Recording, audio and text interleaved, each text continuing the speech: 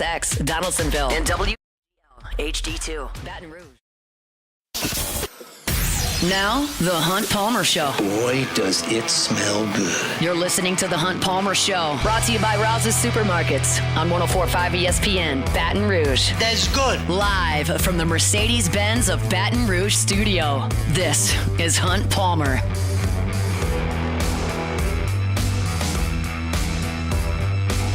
Welcome in. Hunt Palmer coming to you from the Mercedes-Benz of Baton Rouge studio downtown in the capital city on this Thursday. That means we're brought to you by Rouse's Markets. Got Jacob Beck and Cassie Spazzali back there on the ones and twos. Fired up here with us here on 104.5 ESPN Baton Rouge. Portal targets. We'll talk about it in 15 minutes. Who else is LSU trying to lock in? Who could be next? We'll have a little discussion about that. Diego Pavia gets more eligibility, and everybody who went to junior college gets more eligibility. That's got to be a talking point for later on today. The Saints side, Clyde Edwards-Helaire, chat about that big get for the Saints from a local perspective here. So we'll talk about whether or not Clyde can kind of revitalize things in his NFL career with the black and gold. Chris Blair will be with us at 2:15 to talk a little bit of hoops and maybe a little Texas Bowl as well. So lots and lots to do. Let's get started the same way we get started each and every day, and that's with our Genesis opening drive. It's time for Hunt's Opening Drive, presented by Genesis of Baton Rouge. I have not attempted to sell you a tainted bill of goods here. I have not tried to sell you something that you don't need to buy. I have told you how I feel about bowl games really for the last year and a half. When LSU came off the field in the Texas Bowl, I was like, man, that was really stupid. John Trey Kirkland was playing quarterback. That was dumb. And the next year, LSU went over to Florida, and Purdue didn't have any of their players or their coaches, and they had Drew Brees over there, and that game was stupid. It was stupid. LSU beat them by 55, and it was completely non-competitive from the start. And at that point, I looked at these bowl games and went, how am I possibly supposed to care about this? And I really don't. I really don't care if LSU wins or loses the bowl game. That's like, I'm not trying to be like negative Nancy. I'm not trying to be a pessimist. I'm not trying to be a curmudgeon. I'm not even trying to be a hot take guy that's just trying to spit something out. Like, it just, I've watched it. I know that I've watched Florida State go out there in the bowl game last year and not even try.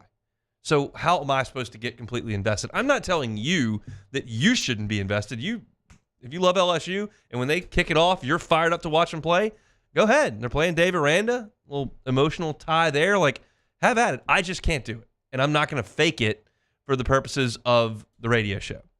However, that said, I want to be very clear about that. I think there are some things to watch in this game that don't have anything to do with winning and losing. Like last year at this time, I was telling you, I don't really care if they beat Wisconsin in the ReliaQuest Bowl. Don't care. But Garrett Nussmeier is going to play in this game, and he's had a month to get prepared with Joe Sloan, who's going to be the offensive coordinator next year.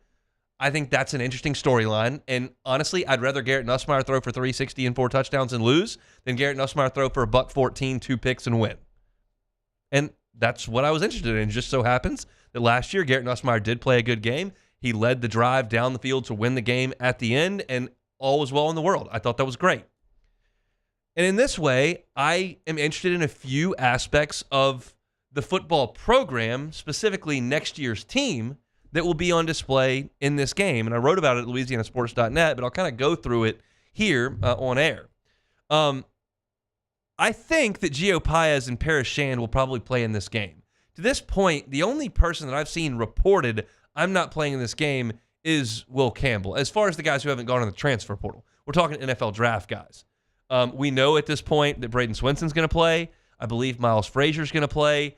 I think Gio Paez and Paris Shand are going to play in this game. I don't know that, but I'm working off of that assumption. Those guys deserve to play one more time. They have been selfless. They have moved position to position. They've done what they've been asked. They've been productive, playing at a spot they probably weren't planning on playing. And so if they want to go out there and fight, absolutely, go get it.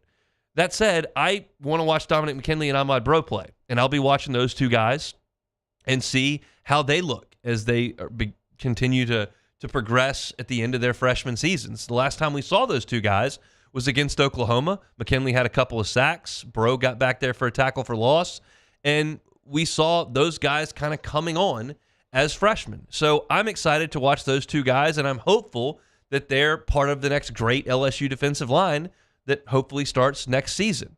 We know that Bo Davis is a heck of a coach. We know that that position on the field has had a ridiculous amount of coaching turnover and instability. And I'm excited to see those guys develop. So I'll be excited to watch Dominic McKinley and Ahmad Bro at defensive tackle for LSU in this game. If you flip sides of the line of scrimmage, and I stick with tackle here, I'm excited to watch a pair of young tackles play. I said Will Campbell's not going to play. That probably means that Tyree Adams is going to be the left tackle. I don't think Emory Jones is going to play in this game. And so that could mean that you see Weston Davis at another tackle. Now, if you check the Zapruder tape of the video that was out there with LSU's practice this week, folks are surmising that Miles Frazier might play right tackle in this game. And that would take Weston Davis potentially off the field. If that's the case, maybe he does get a chance to play a little bit. I'm all for Miles Frazier getting to play at right tackle. That's a 3-year starter for LSU who may want to put that on tape for his NFL draft prospects. And if he wants to do that and play some tackle, I'm okay with that. You put in enough work playing in this game, that's cool. But I'd really like to see Weston Davis play because right now, while you look at the transfer portal, LSU has not added a tackle. I believe they will, but they haven't to this point. Well, I want to watch Weston Davis and Tyree Adams go play because those could be your tackles next year. Again, I would guess LSU lands at least one, if not two, starting tackles out of the portal, but I'd like to see Adams and Weston Davis play. That would be the second thing I'm watching for in this game. The third one is not a young player. You look at McKinley, Bro, freshman. You look at Weston Davis and Tyree Adams, freshman. This is not a freshman. This is a guy who actually could enter the NFL draft, but I'd like to see him play in this game and show off the skills. That's Chris Hilton. You know the story by now, but I'll put some numbers to it. LSU threw the ball as well as anybody in the Southeastern Conference this year. However, they were 9th in the SEC with catches of 30-plus yards. They only did that 20 times on the season. That was 9th in the league. I think Chris Hilton helps. In the Oklahoma game, he had 2 touchdowns of 40-plus yards. That's the skill set that he brings. And I would like to see him healthy out there producing because he could be a key piece to next year's receiving corps. And I would love to see him do that. Now, I understand if he goes out there and makes 3, 50-plus yard touchdown catches, he may ride that momentum right to the NFL Combine and the draft because he's got that opportunity. But I'd like to see Chris Hilton out there in the bowl game making some vertical plays in the passing game. That's number 3 of what I'd like to see in this bowl game. Number 4 is safety. Safety, safety, safety. They have been awful at safety this year, and Brian Kelly has said it. We have talked about it. I think the guys are playing hard. I just don't think that they've gotten a lot of production out of that unit. And you look up and you realize that Sage Ryan's in the portal, and who knows what Major Burns does in this game. But really, to me, what's important, and look, Jordan Allen's in the portal, Kylan Jackson's in the portal. Deshaun Spears is probably going to play in this game is what I'm getting at. And I want to see Deshaun Spears play in this game because that's a guy we thought was going to get to the field pretty quickly and make an impact. And quite frankly, he did get to the field quickly. Nichols was week 2. He played 28 snaps in that game. South Carolina's the first SEC game. He played 44 snaps at South Carolina. At that point, I'm looking at a freshman who didn't start the first game, only played 1 defensive snap, and then he's making 44 snaps in South Carolina. That's a guy who's probably going to stick on the field. Well, he didn't because he played 37 snaps against UCLA, 37 snaps against South Alabama, and then never saw more than 13 the rest of the way. So he was basically taken out of the rotation. Well, I need to see him in the rotation for the Baylor game. I just do because the talent level there is big. That's something that you can go out to practice and you can see. I tell you all the time that we can't see a ton at practice, but we can see who's big, strong, and fast. And Deshaun Spears is big, strong, and fast. How well he knows the defense, how well he plays the football, how well he tackles. I don't know for sure any of those things, but I know he's big, strong, and fast. And in an inconsequential game like this, where it doesn't really matter if you make a big mistake, I would like to see Deshaun Spears out there at safety. That's the 4th thing I'm looking for in this Texas Bowl. The last one is at a spot where LSU doesn't have any options. It's a tight end. Like Mason Taylor, I don't think is playing in this game. Kamorian Pimpton's in the portal. We know that Mac Markway left a long time ago. All that's left is Trey Green. You can toss a walk-on in there to try to block a little bit. You can throw a different jersey number on Bo Bordelon, although he might play right guard. But really the only tight end that you've got available is Trey Green. Now, he's been working at receiver, and maybe they feel like at this point it's not worth spending a month putting his hand in the dirt and playing tight end when he's been working at receiver for a month and a half. But I would counter that. I would go, that's a guy who you profile as a tight end who's already 245, 250 pounds, who needs to learn to block and needs to be a force from the tight end position. I'm fine with him splitting him out a good bit, but he does need to show that he can come in line and put his hand on the ground and help in the running game. And I would like to see some of that in this game. I know that they're going to bring in some portal guys at tight end. They've got Bauer Sharp, and we know that J.D. LaFleur's coming in, and they may grab another tight end in the transfer portal.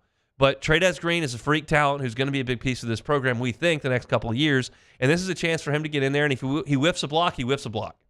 It's fine. I'd rather him do it against Baylor than do it against Clemson. And honestly, I'd like to see him make some catches a little bit more down the field. Do y'all realize that of his 7 grabs this year, the longest of the year was 12 yards? I know that 2 went for touchdowns, but he never really made a big play. And I'd like to see Trey'Dez Green make some big plays. I promise you. He's fast enough to get down the field. He can jump high enough to go get the football. And I want to see him play a little bit more. I'm fully on board with Mason Taylor playing every snap all year long. Great tight end. Most productive in the history of the school. Got it. So that doesn't afford a ton of time for Trey'Dez Green unless they're going to go to a 2-tight end set, which nobody runs a ton of this day and age. But now Mason Taylor's not going to play all the reps. He's going to play none of the reps in this game. So to me, I want to get Trey'Dez Green on the field in normal tight end circumstances and see how he's progressed this year. So none of that is dependent on winning and losing the game. None of that matters what the final score is. I just want to see some of these guys get out there and play. So to recap it, offensive tackle, what do Tyree Adams and potentially Weston Davis look like? Defensive tackle, what do Don McKinley and Ahmad Bro look like? Is Chris Hilton healthy? Can he make some big plays down the field?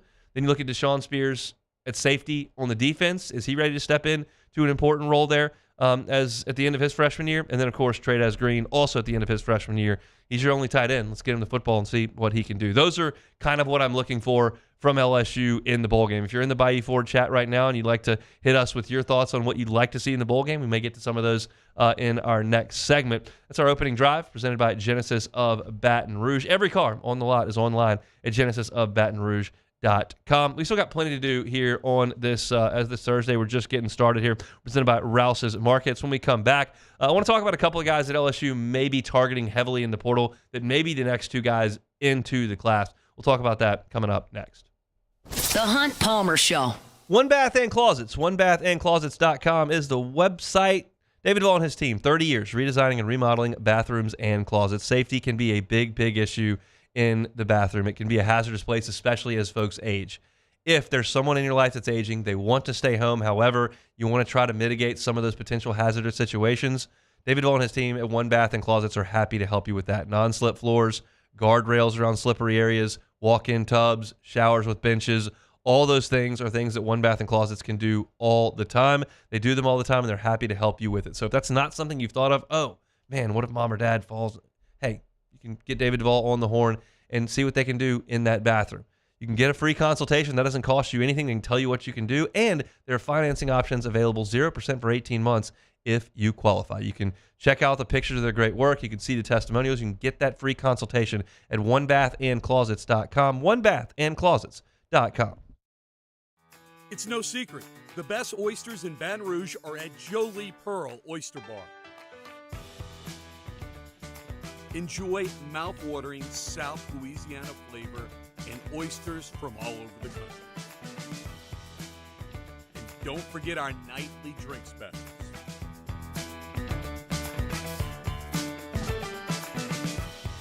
Jolie Pearl Oyster Bar, located in downtown Baton Rouge.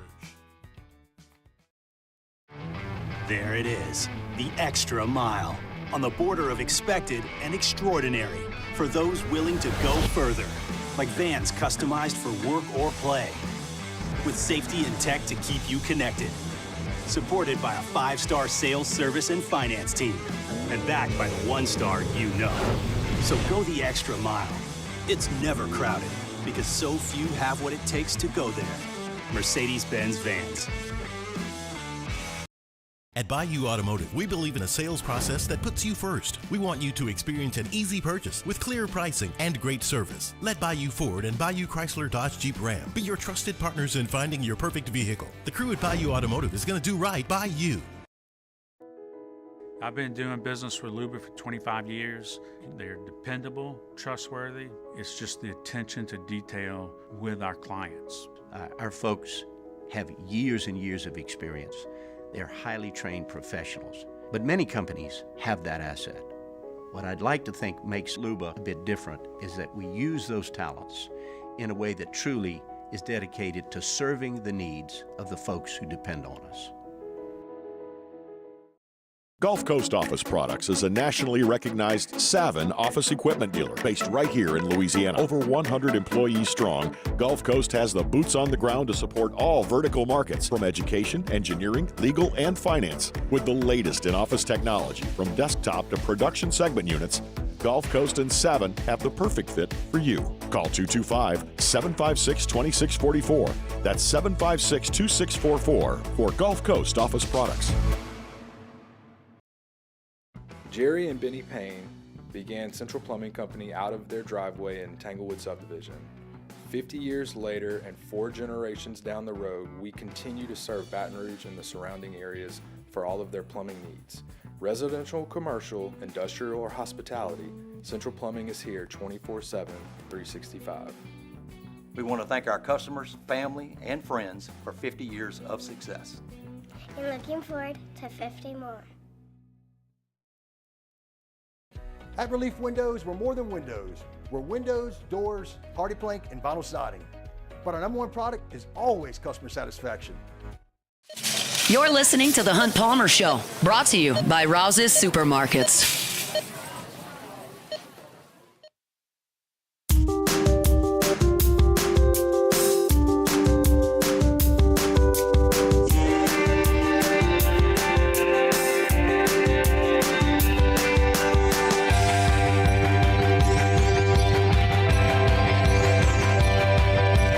Thursday shows brought to you by Rouse's Markets, who are the official supermarket of the New Orleans Saints. Usually talk to Luke Johnson here. They've got practice, so he is tied up. But I do want to tell you about Rouse's. Look, Christmas is coming up. I know a lot of you got a lot of folks coming over to the house, or you may be going somewhere and want to bring some things. Rouse's is your stop for Christmas foods. Here's some great deals that they've got. Right now, you can get a Hormel Cure 81 spiral slice ham for just 97 cents a pound. You're saving over $2.50 a pound on that. They limit it to one. They've got tropical golden pineapples, 2 for $3. You're saving about $4 when you buy 2 of them. And then fresh 93% lean ground beef, only $3.97 a pound. That's about half price. And a wild caught head-on 10 to 15 count Louisiana shrimp, just $5.99 a pound. You're saving $2 a pound there. So Merry Christmas from Rouse's Markets, official supermarket of the New Orleans Saints. That means I'm going to have to go to Rouse's like pretty quickly because the wife decided she wanted shrimp scampi on Christmas Eve. She's not a big like steak person, didn't want to do that. I was going to do a gumbo, but now I'm going to the North Shore while she's working to see some friends, and I don't have time to make a gumbo. So I was like, just whatever you want to cook after we get home from church, I'll make it. She comes back with shrimp scampi. Is that a reasonable request? I mean, it's easy to make. I guess, it's like a weird request. Interesting. Yeah, it's definitely an interesting one, but I mean, not terrible. We're talking about someone who enjoys like opening a can of beans and heating it up on the stove. Like she's just not a culinary. You know, her palate is not. What are we looking refined? It's not. It's not as advanced as yours is. Oh no, mine is far from advanced, but it's a little better than that. So yeah, I'll be going by and getting those shrimp. What was the deal on that? Just 10 to 15 count Louisiana shrimps, $5.99 a pound, saving $2 a pound. We'll take that. Shout out Rouse's. All right, portal is up and running, as you well know, and LSU's done a very, very good job by all accounts of accumulating talent and filling some holes. Question is, what's next? What is next? And I've been doing some reading, doing some perusing, been on the Twitterverse. You got the folks that are breaking news left and right, and I'm just I'm like a dog chasing cars. Like, I'm not going to try to break news here, but if somebody puts on Twitter that LSU's getting a visit from X player, I'll go look up that player and see what I think about that player. So at this point, here are the 3 guys that it feels like, based on the Twitterverse, LSU is sincerely targeting to this point. Braylon Moore is one you already know. And I think it's important. Braylon Moore is a 2-year starter, started 23 games at Virginia Tech at center. I think bringing him into the middle of the offensive line is a big, big deal. I think that frees up DJ Chester to move. I think it gives you a veteran presence in the middle, and it makes you a better offensive line. I think Braylon Moore is guy number one on this list that LSU is looking at. A new name has emerged on the offensive line that I had not heard until yesterday. I read that on Twitter. Let me try this. I'm making no promises here. Fa'aliali Fa'amoi. I believe that's what we're looking at there. If that's wrong, I apologize, but gave it the best shot. He's Washington State's starting tackle, and he's been at right tackle for a couple of years now. 3-year starter at Wazoo, signed in the class of 2022, did not appear in a game. He made his college debut at Washington State in 2021 and redshirted that season. And then 2022, 2023, 2024, he has been a starting tackle for Washington State. He stands 6'5", 314 pounds. He is from American Samoa, and that's a guy who figures to be a potential starter on LSU's line at tackle if he were to come to Baton Rouge. I believe they're attempting to get him in for a visit, and we'll see if that happens. But again, I anticipate that LSU is going to sign at least 2 offensive linemen in this portal class, and I believe, based on what we look at with this offensive line group and kind of where things are headed, they probably want to sign 2 starters on that unit. I think they feel good about Tyree Adams. I think they feel pretty good about DJ Chester as an offensive lineman, just maybe not as a center. The jury is still out on what they think of Bo Bordelon, what they think of Paul Mabenga, what they think of, Weston Davis or Ori Williams. I don't know. They've brought in a lot of 4-star players and 5-star players, and you trust Brad Davis to develop those guys, but you need to bring in proven starters and let them compete. And if the young kids beat them out, great. But usually the old guys hold down those spots. Ideally, when you go to the transfer portal, you want to get a guy like Miles Frazier that's got 3 years of eligibility. You get a guy like Kyron Lacey that can give you a couple of years. That's not the case here with Fa'aliali Fa'amo. He's got 1 year left, but I'll take 1 year because LSU is assembling this team that looks to be more complete from a roster perspective than last year's team, and you want to be able to compete. So you want to bring guys come on in and compete, and that's what LSU, I think, is trying to do on the offensive line with Braylon Moore and Fa'aliali Fa'amo. I promise you, if he comes to LSU, I will learn it. I've done a good job over the years of figuring out names once guys get to campus. Famously, you had Trey Leala'i Matafau, which I can do rolls right off the tongue now. This one I don't have yet, but I promise you, if he signs on the dotted line, the next show that I do, I will be able to nail that name. I'll go to the Washington State website. I'll find a pronunciation guide. I'll go to YouTube, hear him say it. I'll figure it out because I like getting names right. But if he transfers to like Penn State, I'm probably not going to learn it. That's just where we are on that, unless he becomes the starter. Because look, I can do Nico then I didn't do it. That's so disappointing. Nico Iamaleava I can nail, but he is a starting quarterback. This guy comes to LSU, we'll figure that one out. The other one that I may not know the name for pronunciation-wise is Sydir Mitchell. S-Y-D-I-R, Sydir. I think I'm going to go with Sydir Mitchell. This is a guy that Bo Navis knows very well. 6'6", 320 pounds, 4-star when he signed with Texas a couple of years ago on 3 and ESPN. Over 2 years at Texas, played in 8 games, made 7 tackles. But this is a guy from New Jersey, big physical frame, and a guy that Bo Davis has a relationship with. He's reported to come on a visit to Baton Rouge, and I'm all in for big defensive linemen. Just bring them in by the truckload. You just can't have enough. And I'm going on record of saying this, and I'm not backing off this at all. It's not a hot take, and I don't know anybody that could possibly disagree with it, but I feel like sometimes you need to reinforce things. LSU's next great team, no matter when that is, next year or 5 years from now or 10 years from now, next time LSU's got a great team, their defensive line will be really, really good. It'll be a strength. It'll be a force that other teams have to deal with. And while I don't think the defensive line this year was just a crippling weakness, I would not call it a strength. I think, and I said this in the last segment, Gio Paez, Paris Shand, those guys deserve a ton of credit. Ahmad Bro for stepping in immediately. Savion Jones and Braden Swinson for elevating their games. Gabe Relaford for showing up. Like, a lot of guys deserve a lot of credit for playing, probably a little bit above their capabilities, given talent level and experience, but it still wasn't a strength. and you still didn't feel awesome when Texas A&M was running that read option stuff and LSU couldn't get a push or get a stop. So the next great LSU team is going to have a great defensive line, and I'll take all the big dudes that Bo Davis can coach up as possible. That's just the way I feel about that. And so if they can get Sadir Mitchell on campus, I think that would be a great, great thing. So the 3 names to watch potentially over the next 24 hours, Braylon Moore, Fa'alili Fa'amoi, and Sadir Mitchell. I think those are potentially the next 3 guys for LSU. And at this point, you're kind of out there with Auburn and Miami. It's kind of the leaders in the transfer portal this year. Certainly Ole Miss is playing in those waters again. And so we'll see how this thing looks. It's been kind of a fast-moving and exciting week and a half for us covering it. I don't know how ridiculously hectic it is for the coaches trying to get ready for a game, trying to get a signing class inked, and then trying to go get transfer portal guys. But it's certainly been a lot of content for us. So if you want to read about it, you can at LouisianaSports.net, and we're certainly talking about it every day here on the Hunt Palmer Show. Just got a text from Luke Johnson. They have been released from practice, so we'll pause, we'll step aside. We'll come back with Luke and talk a little Saints on the Hunt Palmer Show. The Hunt Palmer Show. Genesis of Baton Rouge, genesisofbatonrouge.com. When you think Genesis, you should think luxury. When you think luxury, don't just immediately go, well, I can't pay for that. Just try. Just go check it out. Go see.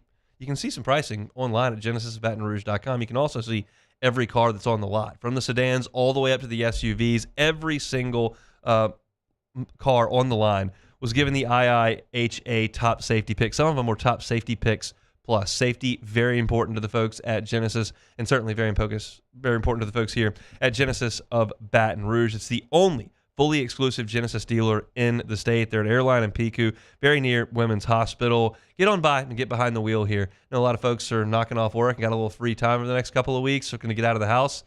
Head over to Genesis of Baton Rouge. Just get behind the wheel of one. Let one of their brand ambassadors show you what they're about over at Genesis. It is truly a luxury brand and a fantastic partner of us here at the Hunt Palmer Show. So check them out online at genesisofbatonrouge.com, genesisofbatonrouge.com. At Bayou Automotive, we believe in a sales process that puts you first. We want you to experience an easy purchase with clear pricing and great service. Let Bayou Ford and Bayou Chrysler Dodge Jeep Ram be your trusted partners in finding your perfect vehicle. The crew at Bayou Automotive is going to do right by you. The Windsor Senior Living Community in Mandeville, Louisiana is a beautiful, vibrant apartment community geared towards seniors. They are nestled right in the heart of Mandeville, where seniors live a more carefree lifestyle in spacious apartments with the peace of mind that comes from having a little extra help. Call the Windsor at 985-624-8040 to schedule a lunch and tour. Come see how the Windsor can be your passport to peace of mind. At Relief Windows, we're more than windows. We're windows, doors, party plank, and vinyl siding. But our number one product is always customer satisfaction. Visit us online at reliefwindows.com. Oh, by the way, we do shutters too. At Ochsner, we know healing is a team sport. That's why we've partnered with world-renowned orthopedic surgeon Dr. James Andrews to create the Ochsner Andrews Orthopedics and Sports Medicine Institute. Whether you're a professional athlete or a weekend warrior, our team of specialists are dedicated to getting you back in the game. So whatever your reasons are for reaching your personal best, we've only got one: you. Ochsner Andrews Institute. Long live you. Dylan Cruz here to tell you about Six Rings Baseball and Softball Camp. If you live on the North Shore and play ball, go to Six Rings Camps with former LSU assistant coach Dan Canaveri. His knowledge is second to none, and your child will improve and have fun doing it. Camps were held at Coquille Park and Six Rings Academy in Covington with 4 sessions over the summer. Full day and morning only sessions are available from ages 7 to 13. Go to sixringsbaseball.com or call 985-206-9096. Learn the game to love the game. BRAC teamed up to reimagine your parks, and you imagined big. With your help, we went to work creating 12 beautiful community parks across the parish. A family-sized water park, miles and miles of trails, and parks just for your dogs. There are more places to splash, to explore, to run wild, and even soar. You imagined, we delivered. Gold. BRAC, your #1 park system in the nation. Electricity is all around us, and our families depend on it. Every day is sparked by the power of a cold drink, or a warm meal, a movie night, and a comforting light at the end of a dark hallway. From sunrise to sunset, playtime to bedtime, our team is ready to take care of your electrical needs, even in the case of an after-hours emergency. This is the Hunt Palmer Show, brought to you by Rouse's Supermarkets.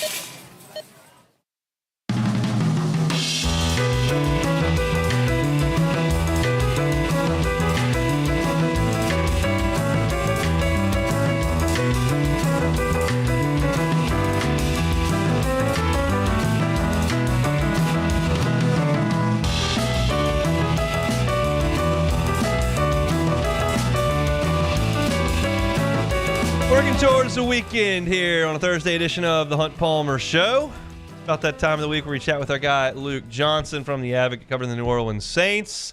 Luke, of course, hails from the great state of Wisconsin, where the Saints will be playing on Monday.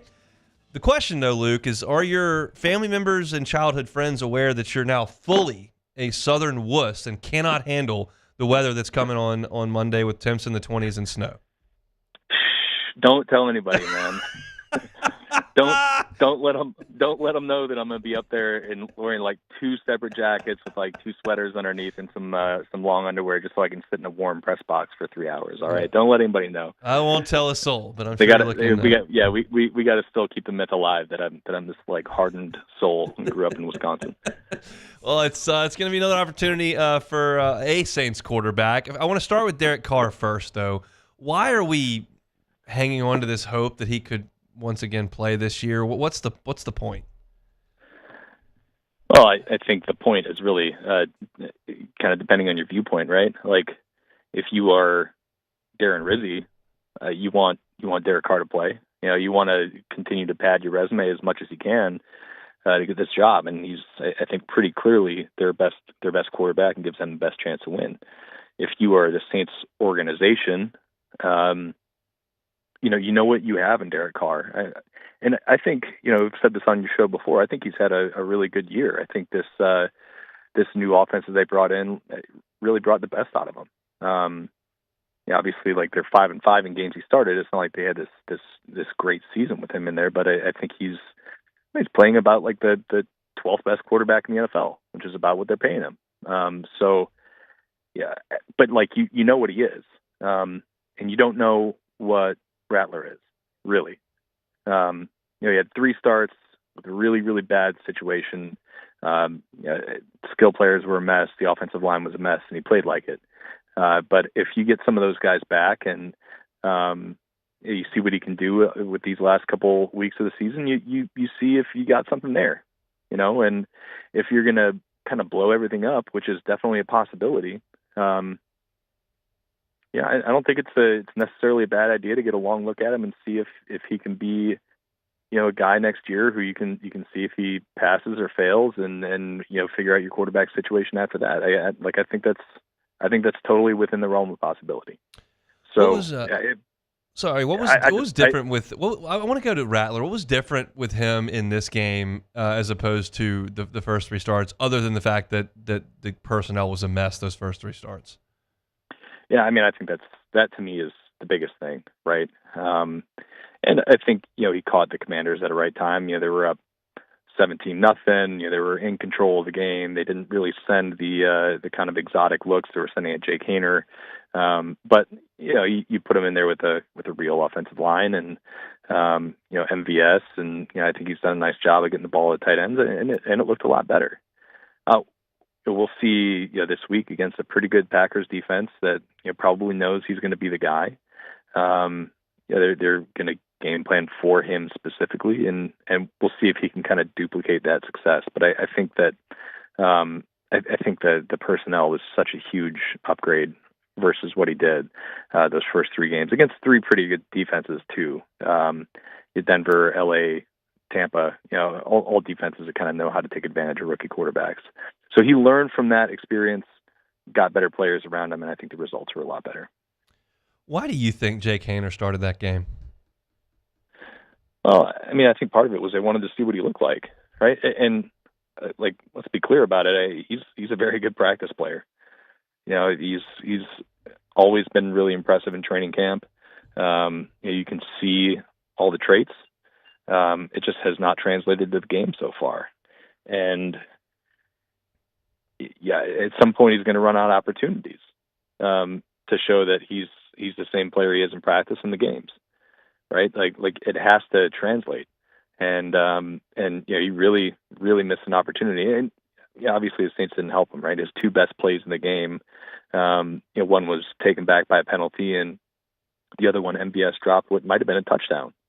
It was a perfect ball on a deep crosser, and MBS had like one guy to beat really to the end zone.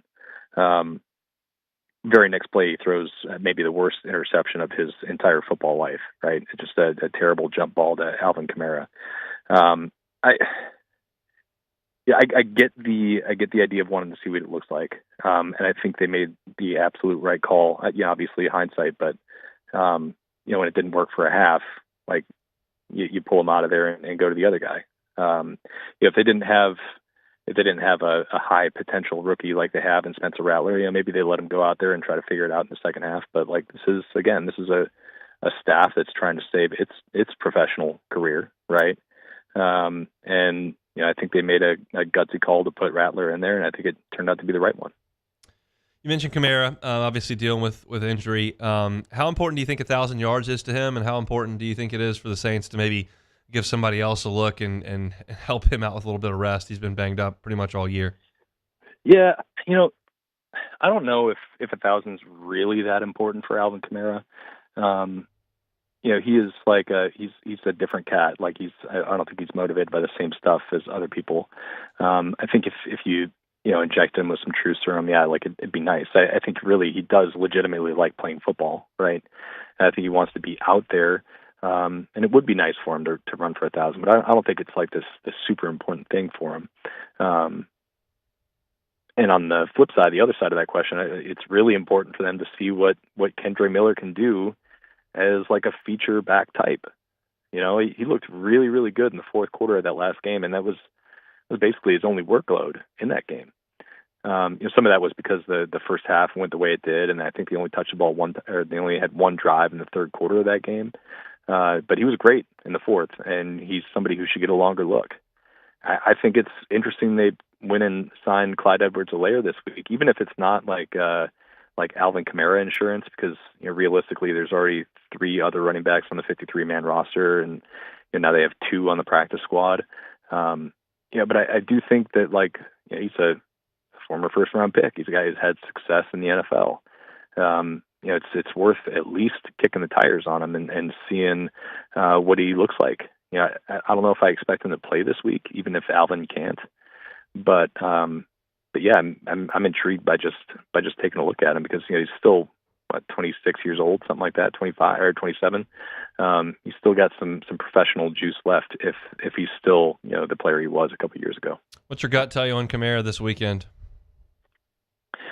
Gut tells me no go. Probably not supposed to say this, but he wasn't at practice today. They're going to be wrapping up in about 45 minutes here, and we'll get kind of a full update. Rizzy said after the game that it was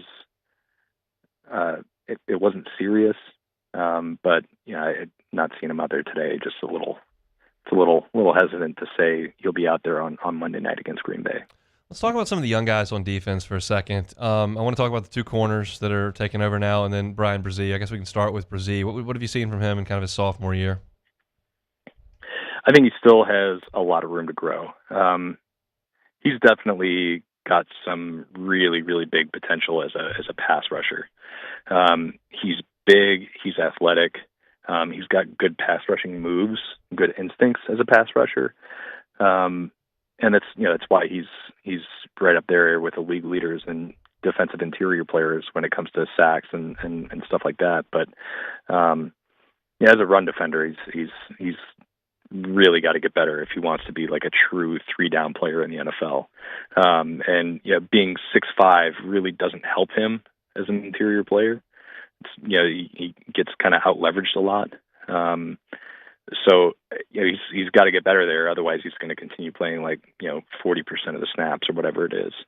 But it's really hard to find guys who are going to get you 8, 9, 10 sacks from the interior, and he's on track to do that this year. So let's talk about those two corners that are kind of taking over right now with Kool-Aid and Alontae Taylor. What have you seen from them? It's kind of a mixed bag. I think Alontae's a better outside player than he is a slot player. I think he's in a better spot for him personally right now. But I think the transition between inside and outside, while the Saints have kind of like made it a point of saying it's not a big deal, I think it's kind of messed with his technique. And he's playing pretty good out of the slot, and then he goes outside, and then he has a couple of rough games. But I think if they could just settle on what he is and where he's going to play, I think he has potential to be very, very good. Maybe not like all pro, but like I think he could make a Pro Bowl. He's got the right mindset, he's got the right ability, he's got the right size.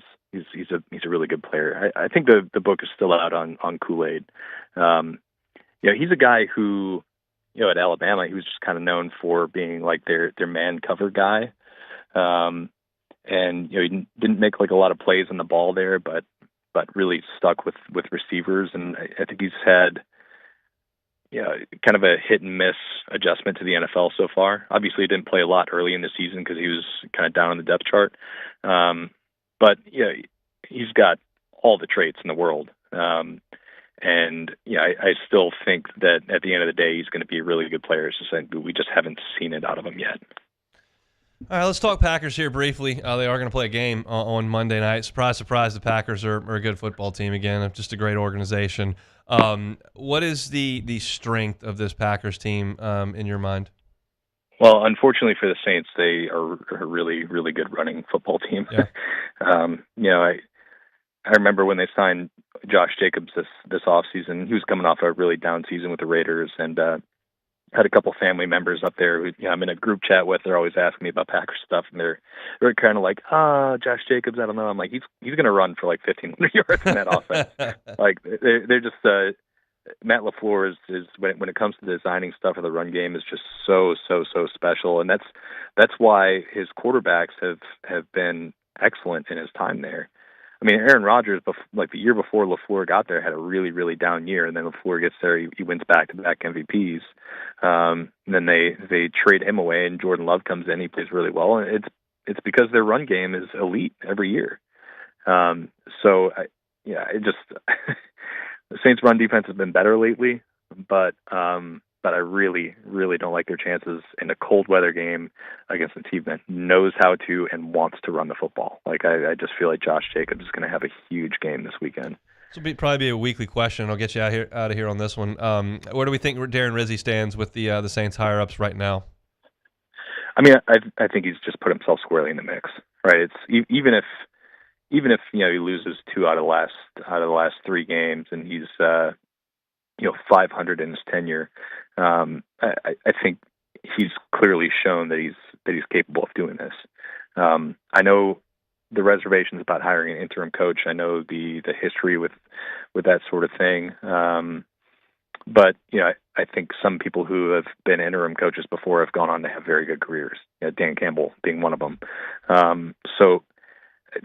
I don't think I'd handicap it and say like he's got better than a 50% chance of the job, but I definitely think he's going to be seriously considered by the time this is all said and done, unless it just like completely bottoms out these last couple of weeks and they just get the doors blown off of them because they don't have their quarterback or whatever.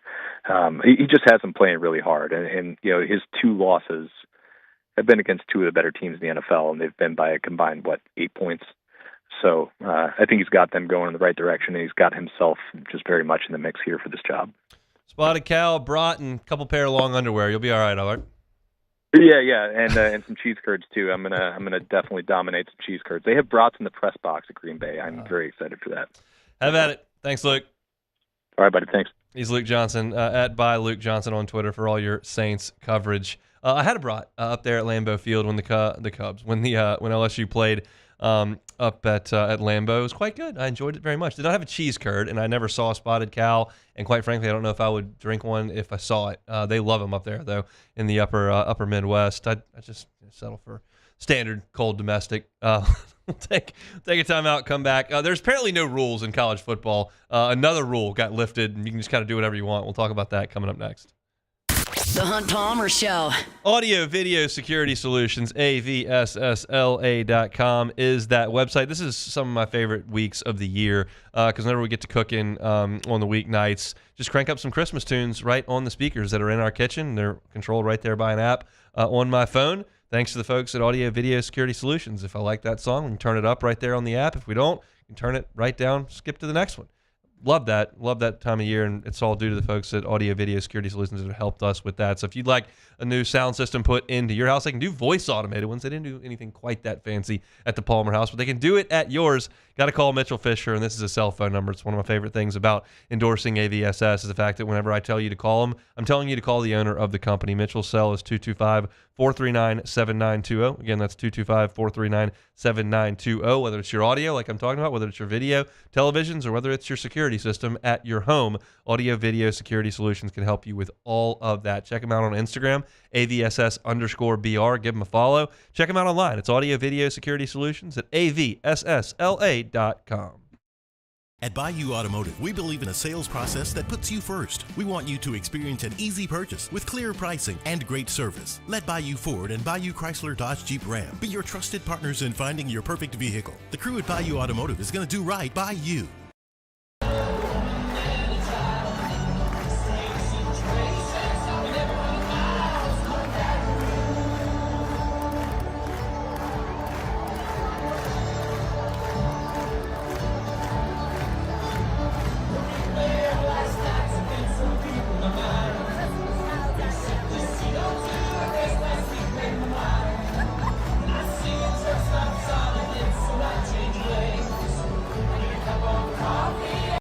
Gulf Coast Office Products is a nationally recognized Savin office equipment dealer based right here in Louisiana. Over 100 employees strong, Gulf Coast has the boots on the ground to support all vertical markets from education, engineering, legal, and finance. With the latest in office technology, from desktop to production segment units, Gulf Coast and Savin have the perfect fit for you.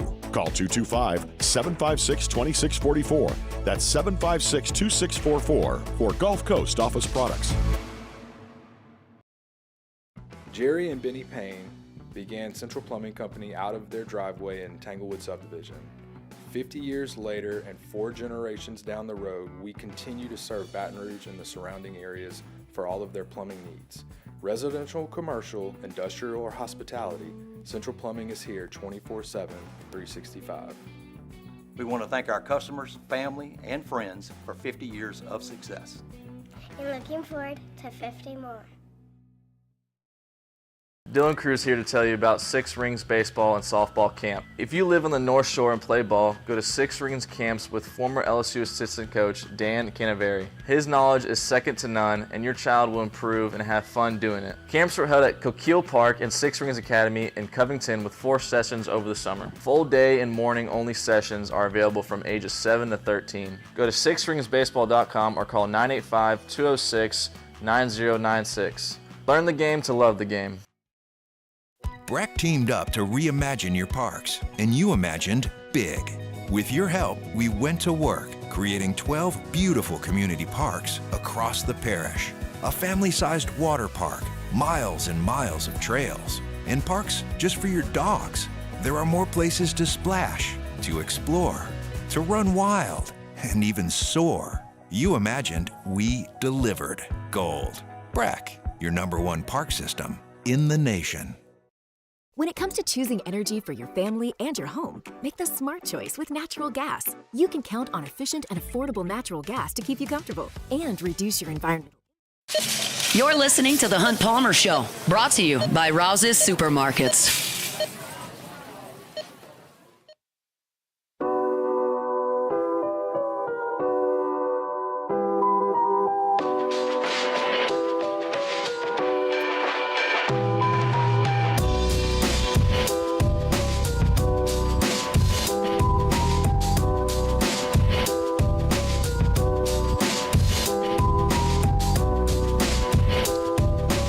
Thursday show is brought to you by Rouse's Markets, official supermarket of the New Orleans Saints. Always remind you to download that Rouse's app. I know the holidays can be a crazy time, man. I'd have time to go in and spend a lot of time at the grocery store, but you do need your groceries as you head places or folks come to your home.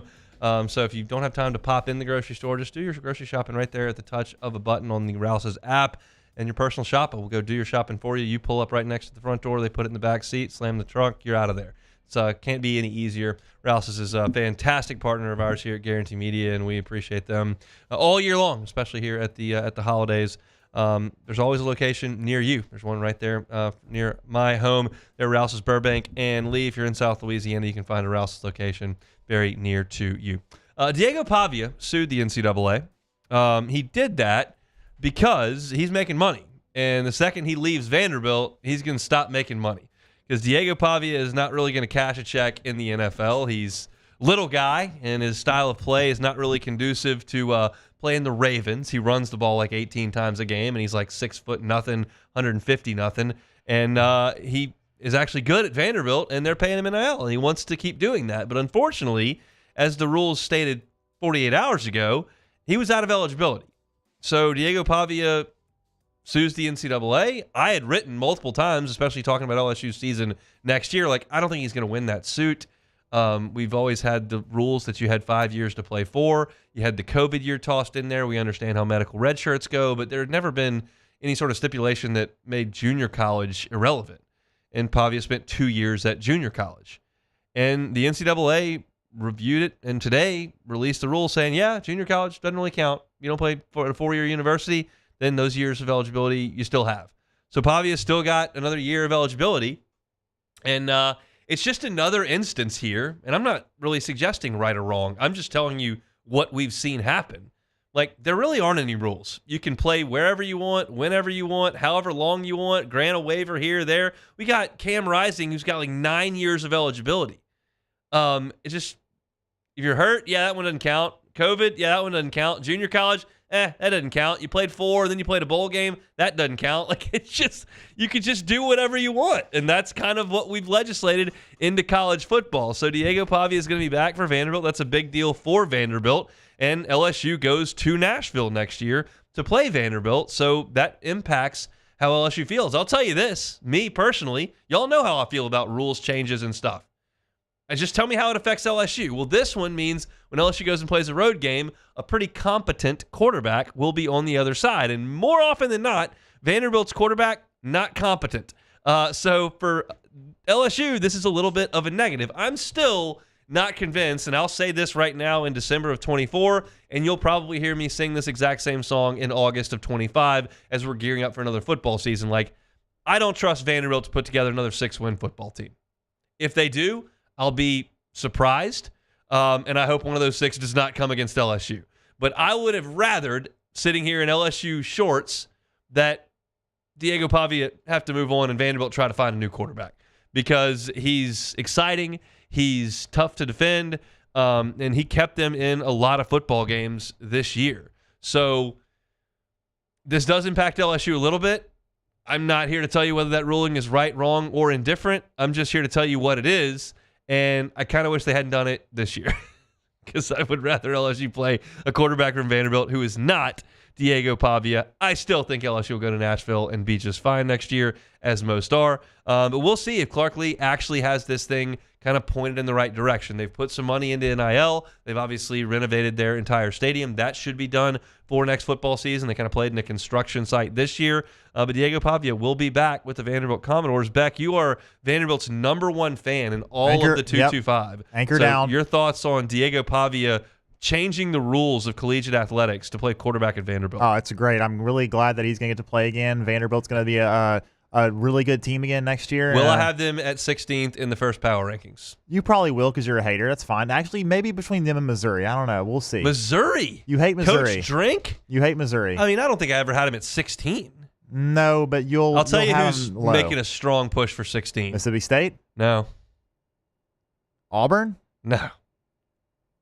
I don't know. Coach Pittman. Oh, yeah, Arkansas. They don't have any players, They're which is a losing them. significant issue. When you have no players to play football, it's really hard to play football, and all their players have left. So we'll see. I was hating on Arkansas earlier this year, saying they had no quarterback based on all the reports out of there, and they actually played pretty well. I hated on Vanderbilt pretty significantly, and they had a pretty good year. So maybe I'm just wrong about all this kind of stuff. You but usually I don't, are, yeah. Thank you. But I don't think Vanderbilt's going to be great next year, even with Diego Pavia, who's got more eligibility. So thought that impacted LSU. Thought we'd sneak it in here to the back end of hour number one. It's been a busy hour number one, and one that was kind of off script, if you will. Opened the show talking about 5 things to watch in the Texas Bowl. One, if you'd like to read that piece of what you should be watching for in the Texas Bowl, it's up at louisianasports.net. You can find all you want for free on louisianasports.net. Currently up on the homepage there at .net. We've got the story about the Saints signing Clyde Edwards-Helaire, which I will lead off hour number 2 with. Zach Calzada is headed to Kentucky. He's now playing for a 3rd SEC team, speaking of no rules. Got that story up. Yesterday we had Brandon Drum, Oklahoma insider, up talking about Bauer Sharp and Nick Williams. I wrote Nick Williams in the headline too. It's Nick Anderson. I wonder why I wrote Nick. That's just wrong in the headline. That's a tough scene. We've also got auto locks that are up from yesterday, and that'll be up for today if you want to check that out a little bit later. And then Marlar's got some Heisman favorites, which, by the way, do include Garrett Nussmeier at the 2nd slot. So lots and lots going on right now at louisianasports.net. If you missed any of the first hour of the Hunt Palmer Show, you can check that out at 1045ESPN.com's on-demand tab, Apple Podcast, Spotify, wherever you find your sounds, you can find us. Just search Hunt Palmer Show. Open up hour number 2, talking Saints and Clyde Edwards-Helaire. Chris Blair with us in 20 minutes on a Thursday edition of the Hunt Palmer Show. The Hunt Palmer Show. Highland Insurance Group, HighlandIG.com is the website. Jonathan Carbo and his team, fantastic to work with from an insurance perspective. You know this. You don't know when that issue is going to arise that could be a serious issue for your business, whether it's a hurricane, whether it's a car accident, cyber breach.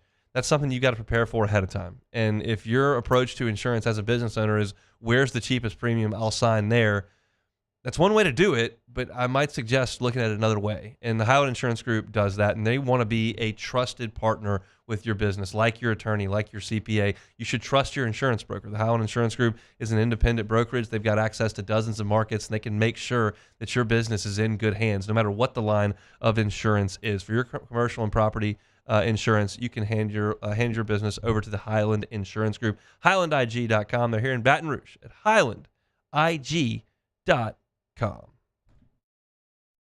At Bayou Automotive, we believe in a sales process that puts you first. We want you to experience an easy purchase with clear pricing and great service. Let Bayou Ford and Bayou Chrysler Dodge Jeep Ram be your trusted partners in finding your perfect vehicle. The crew at Bayou Automotive is going to do right by you.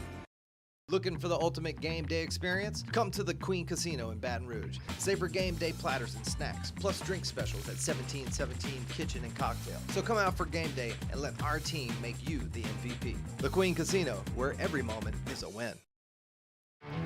There it is, the extra mile, on the border of expected and extraordinary, for those willing to go further, like vans customized for work or play, with safety and tech to keep you connected. Supported by a 5-star sales, service, and finance team. And backed by the 1-star you know. So go the extra mile. It's never crowded, because so few have what it takes to go there. Mercedes-Benz Vans.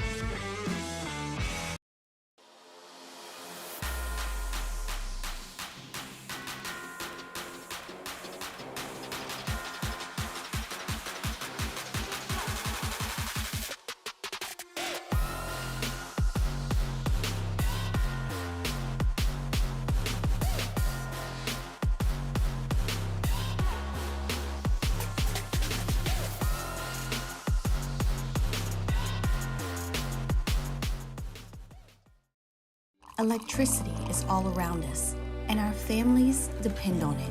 Every day is sparked by the power of a cold drink or a warm meal, a movie night, and a comforting light at the end of a dark hallway. From sunrise to sunset, playtime to bedtime, our team is ready to take care of your electrical needs. Even in the case of an after-hours emergency, the light in your life shines brighter with Mr. Electric. Hey, it's Matt Moscona. For years, you've heard me tell you about Insurance Network of Louisiana, helping you find better coverage for less money. But it's not just for your home and auto. They also offer commercial property. So, retail stores, professional offices like doctors, dentists, attorneys, clothing boutiques. Insurance Network of Louisiana can find you better coverage for less money They service the entire state of Louisiana, and they're local. So call today at 293-0450 or lainsurance.net. I've been doing business with Luba for 25 years. They're dependable, trustworthy. It's just the attention to detail with our clients. Our folks have years and years of experience. They're highly trained professionals, but many companies have that asset. What I'd like to think makes Luba a bit different is that we use those talents in a way that truly is dedicated to serving the needs of the folks who depend on us.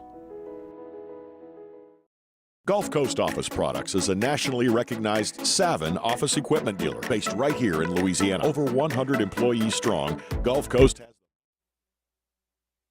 This is SportsCenter. I'm Doug Brown. Chiefs coach Andy Reid says quarterback Patrick Mahomes is likely to start Saturday's game against the Texans. In spite of that mild high right ankle sprain, he got hurt Sunday against the Browns. NFL Week 16 kicks off with an AFC West matchup tonight. The Chargers hosting the Broncos in Inglewood. ESPN's Jason McCourty. Justin Herbert, show us that you are the guy going against this Broncos defense that is coming at you, and they're going to be in attack mode. In that first matchup, we saw Herbert being able to move around and be mobile. Ankle injuries dealing with now. Can he do some of those same things? Get the ball out, get it over the middle to Vlad McConkey and make plays. Show us you're the guy, Justin Herbert. Jason McCourty on Get Up. The Broncos clinch a playoff spot with a win tonight. ESPN's Pete Thamel reports former Duke quarterback Malik Murphy will transfer to Oregon State. Murphy threw a Duke record 26 touchdown passes this season. He won't play against Ole Miss in the TaxSlayer Gator Bowl. Hey, it's your resident Super Bowl champ, Chris Candy. Coming up Friday, is Ryan Day's job on the line against Tennessee? Could he become a candidate for an NFL job if he wins a natty? It's Unsportsmanlike, 6 a.m. Eastern, right here on ESPN Radio, ESPN2, and ESPNU.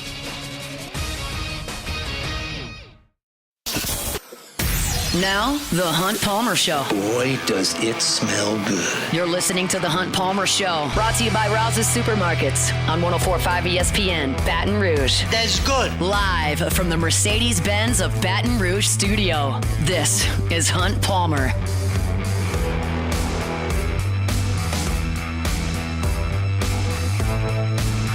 Hour 2, Thursday edition of the Hunt Palmer Show, presented by Rouse's Markets, official grocer of the New Orleans Saints. Rouse's, this feels like home. Chris Blair, 15 minutes from right now, voice of the Tigers. Talk some hoops with Chris as Tigers got 2 more non-conference games coming up before the gauntlet of the SEC shows up. So we'll get Chris's thoughts on all of that. We'll start hour number 2 talking about the Saints' newest addition. It's got a local flavor. By now you know. Clyde Edwards-Helaire been signed to the practice squad to the New Orleans Saints. Clyde was integral, as you all well know, in the 2019 National Championship team. I was convinced entering that season that Clyde would kind of be the starter on that team and that eventually John Emery and Ty Davis-Price would overtake him because they're just more talented dudes. Little did I know that Clyde would be a linchpin in the greatest offense we've ever seen, and then a first-round pick just a few months later. Just another impressive take by me entering that 2019 season. But Clyde had a great run here in LSU, and as I mentioned, he became a first-round pick of the Kansas City Chiefs. And in that first year in 2020, he had a pretty good rookie year. I mean, I think everyone that saw that pick right at the end of the first round in that draft was like, oh, that's going to be really good. That's a team that's got Tyreek Hill, and they got Mahomes, and they're fast, and they're high-flying. They got Kelsey, and they're going to – Clyde's just going to fit right in there with all that space, and he's just going to be a demon. And you look at him in his first year, and he played 13 games, carried it 181 times for 803 yards and 4 touchdowns.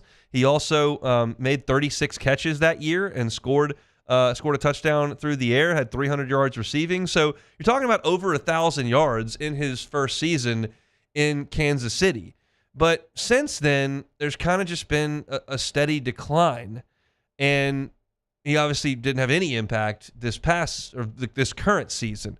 You've seen guys like Isaiah Pacheco take over there and have far greater roles than Clyde had. But Clyde is not a guy at this point in his career that has been overworked. I mean, he's only had 441 carries over the course of 5 seasons. that you're talking about 90 carries a season, which is a very, very, very small workload for a guy that certainly was not overworked at LSU. He was behind Nick Brissett. Now, he had a big role for 1 year in 2019, but this is a young 25-year-old player, and I think a reasonable signature for the Saints. As badly as I want to get on here and go, this is awesome, Saints taking a local guy, Baton Rouge product, LSU national champion, first-round pick, two-time Super Bowl champion, coming in to New Orleans, Kamara's hurt, get this guy the ball, revitalize his career. As much as I'd like to say that, like, they signed him to the practice squad. They've got a couple of guys in front of him, and he's just showed up 4 days before this game on Monday night. So I don't know how big an impact Clyde is going to have immediately or this year or even long term. What I will say, though, is that this is a perfectly reasonable sign by the New Orleans Saints. I can tell you this.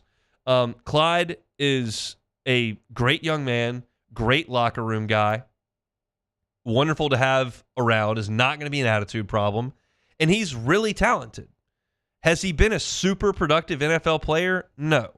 He's run in it's 4 seasons of playing and then 1 year of not being out on the field this year, but he's run for 1,800 yards and 12 touchdowns over 5 seasons, basically. But the Saints at running back are a little bit up in the air. Kamara's going to be there for 2 more years, and he's playing well when he's healthy, and they have an offensive line that can function. But he is getting up in age, and we all know that. Kendre Miller is a question mark. It's a question mark from, is he good enough to be a lead back in the NFL? Is he a solid number 2? Can he stay healthy? All these are question marks around Kendre Miller. And you start to funnel down with Jamal Williams and the guys they've had on the practice squad and the Cabotes, whatever. None of it is set in stone. It's not like they have an elite or young backfield. It's an old guy at the front and then a bunch of guys who hadn't really proven much. And what's Clyde? Kind of a middle-aged guy who's proven a little bit. So he fits into that equation, and then you just say, well, may the best man win. And that may be Clyde. It may not be Clyde. But I do know that it is cool for the folks in South Louisiana, in this part of the world, certainly those that are big fans of LSU and the Saints, to have another LSU guy, a guy that is beloved by this fan base, to be back in action. Again, I struggle to talk about the impact on this team specifically, but when you look at what Alvin Kamara does, Clyde has some of that skill set. He's just not as good. Like, he hasn't been as productive. Kamara's a little smoother if Clyde's a little quicker, but they both do well out in space. They both can run the screen game. Neither one of those guys has made a living between the tackles, though Kamara's gotten better at that in the middle part of his career. Ingram kind of handled a lot of that early in Kamara's day. Now Kamara, with being the lead back, has had to do more of that, especially this year where they've had injuries at running back. But I think bringing Clyde in is a good move for New Orleans, and I would echo the sentiments of a lot of folks here around South Louisiana that want this to work out. It's a breath of fresh air for Clyde. There's not as much pressure. He's not a first-round pick here.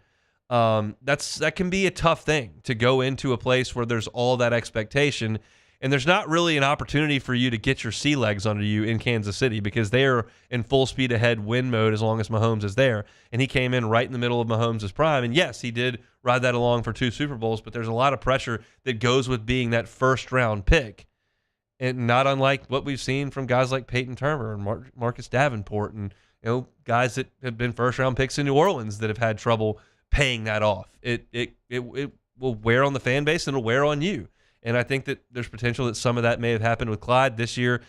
Sat out a little bit, and he's dealing with some mental things that have come from the issue that he had at a player at LSU, where there was an attempted burglary and robbery, and he ended up pulling the trigger. Like, there's just a lot that's gone in to that, and it's still part of his life. So you hope that he's recovered from that mentally, and that he's ready to take this on head on. He's on the practice squad right now. We'll see what Kamara's status is coming up for this game on Monday. Maybe he's elevated. Maybe he's not ready yet. I heard Jacob and T-Bob talking about this morning, and I think Jake's got a great perspective on that. When he was signed at Denver, they signed him on a Tuesday, and that's the NFL day off, if y'all aren't aware. And so he was able to sit there with Brock Osweiler all day and go over the entirety of the offense. Clyde signed on a Wednesday. Since the Saints play on Monday, that's kind of the day off there where he can take that whole day to prepare and try to learn the system. He is a veteran. He does understand how some of this stuff works. So I guess he could theoretically be ready to give you some snaps on Monday. I think more realistically, he's a practice squad guy that you may lean on later on, especially if Kamara gets banged up again or can't come back. But I'm for Clyde. I hope Clyde does exceptionally well, and I hope this works out for the Saints. I think it's a very reasonable signing, a very cheap signing, and one that could pay off because he's a talented guy in a position group that's not overwhelming with the Saints after Alvin Kamara, who, as we talked about,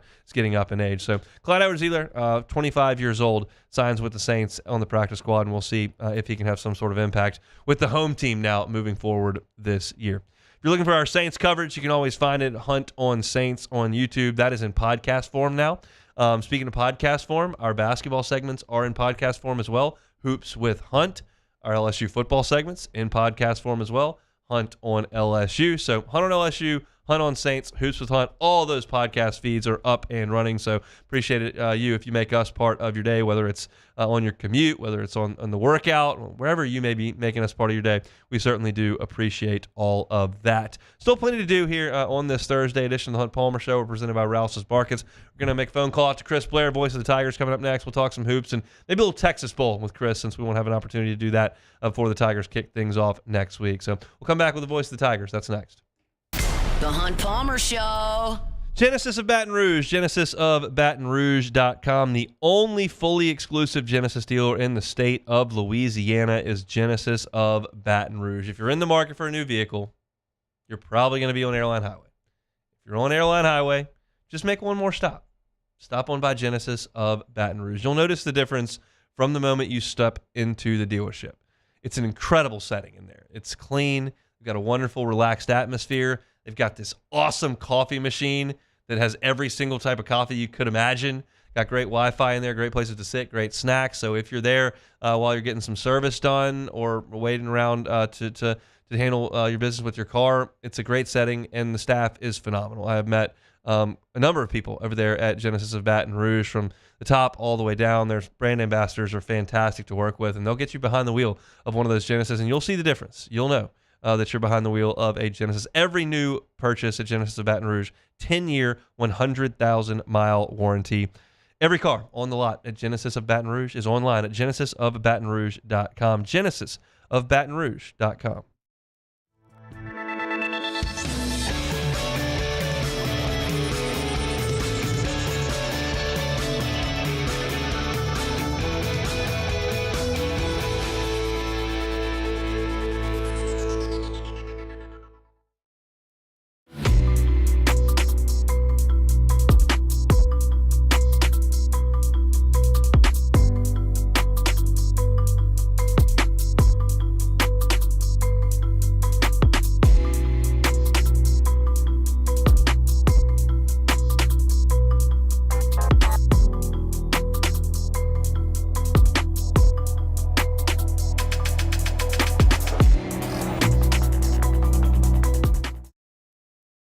Dylan Cruz here to tell you about Six Rings Baseball and Softball Camp. If you live on the North Shore and play ball, go to Six Rings Camps with former LSU assistant coach Dan Canaveri. His knowledge is second to none, and your child will improve and have fun doing it. Camps were held at Coquille Park and Six Rings Academy in Covington with 4 sessions over the summer. Full day and morning only sessions are available from ages 7 to 13. Go to sixringsbaseball.com or call 985-206-9096. Learn the game to love the game. Breck teamed up to reimagine your parks, and you imagined big. With your help, we went to work, creating 12 beautiful community parks across the parish. A family-sized water park, miles and miles of trails, and parks just for your dogs. There are more places to splash, to explore, to run wild, and even soar. You imagined, we delivered gold. Breck, your #1 park system in the nation. Electricity is all around us, and our families depend on it. Every day is sparked by the power of a cold drink or a warm meal, a movie night, and a comforting light at the end of a dark hallway. From sunrise to sunset, playtime to bedtime, our team is ready to take care of your electrical needs. Even in the case of an after-hours emergency, the light in your life shines brighter with Mr. Electric. Hey, it's Matt Moscona. For years, you've heard me tell you about Insurance Network of Louisiana, helping you find better coverage for less money. But it's not just for your home and auto. They also offer commercial property. So, retail stores, professional offices like doctors, dentists, attorneys, clothing boutiques. Insurance Network of Louisiana can find you better coverage for less money. They service the entire state of Louisiana, and they're local. So call today at 293-0450 or lainsurance.net. Looking for the ultimate game day experience? Come to the Queen Casino in Baton Rouge. Savor game day platters and snacks, plus drink specials at 1717 Kitchen and Cocktail. This is the Hunt Palmer Show, brought to you by Rouse's Supermarkets.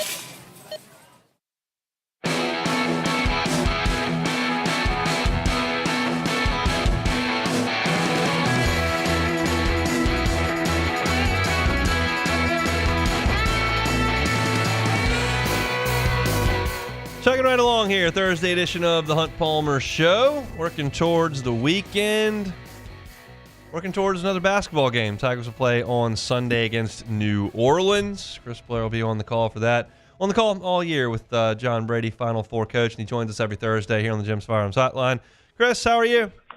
HP, I'm doing good, man. Getting ready for the big day. What is it? Coming up in less than a week. Christmas Day on the way. It is very much on the way. I'm curious what Coach Brady thought of the first 9 minutes of that basketball game on Tuesday night. He it was kind of it was an interesting take that he had, as only he can give. And one was he's never seen a team miss that many shots back to back to back to back to back. And then secondly, and this is why I value him on the broadcast, and I certainly hope Tiger fans do. He mentioned that, yes, LSU is dominating this game. They lead 47-10 at the break, but Stetson was able to drive, and they were able to get some good looks at the rim. They just couldn't throw it in the ocean. And he said, that's something that's got to be a little concerning that I'm sure Coach Matt McMahon and his staff's going to handle because, in less than a month when you're playing the SEC, they get that deep, they get those looks, they are going to be able to make it. So he was complimentary and then less than complimentary, all in the same breath. We'll leave Stetson in the rearview mirror here shortly, but I'm curious what that looked like from courtside as far as their body language went. I mean, I've never seen a team go 10 minutes and not be able to put it in the bucket to start a game. That's got to be demoralizing.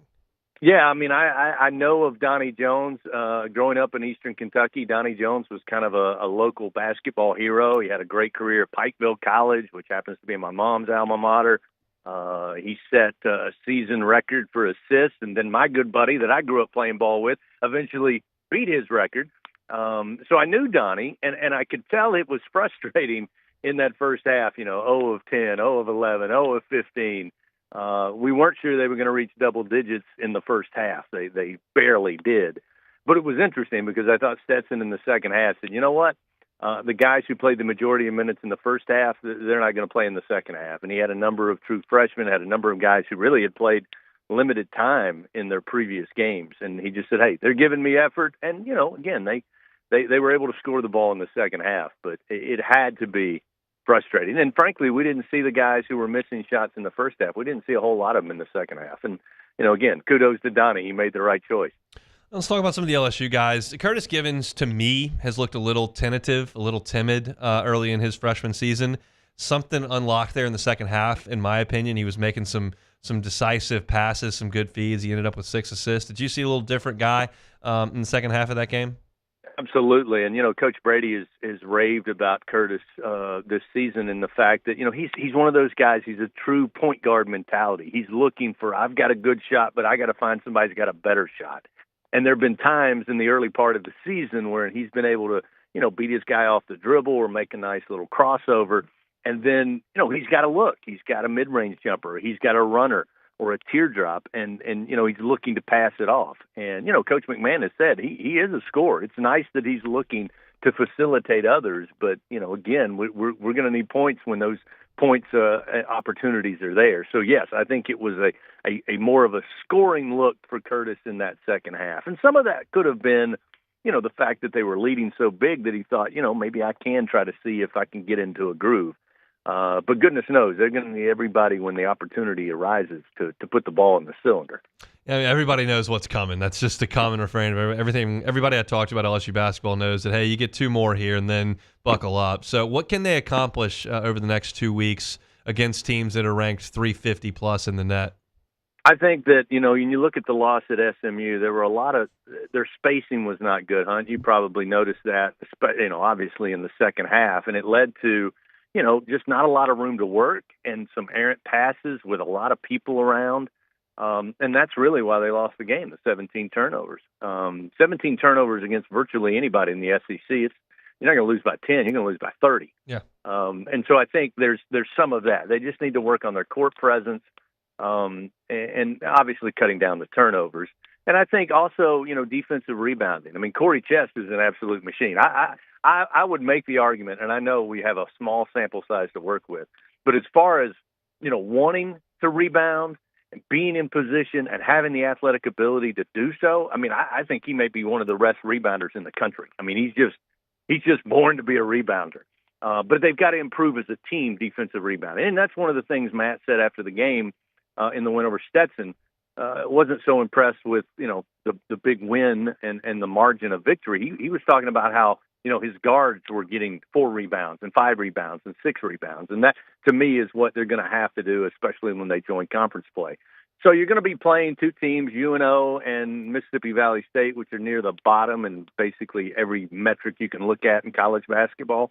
But it's going to be about LSU playing LSU and getting better in those areas. I mean, again, you turn the ball over and you can't rebound on the defensive end, it's going to be a lot of long nights in the SEC.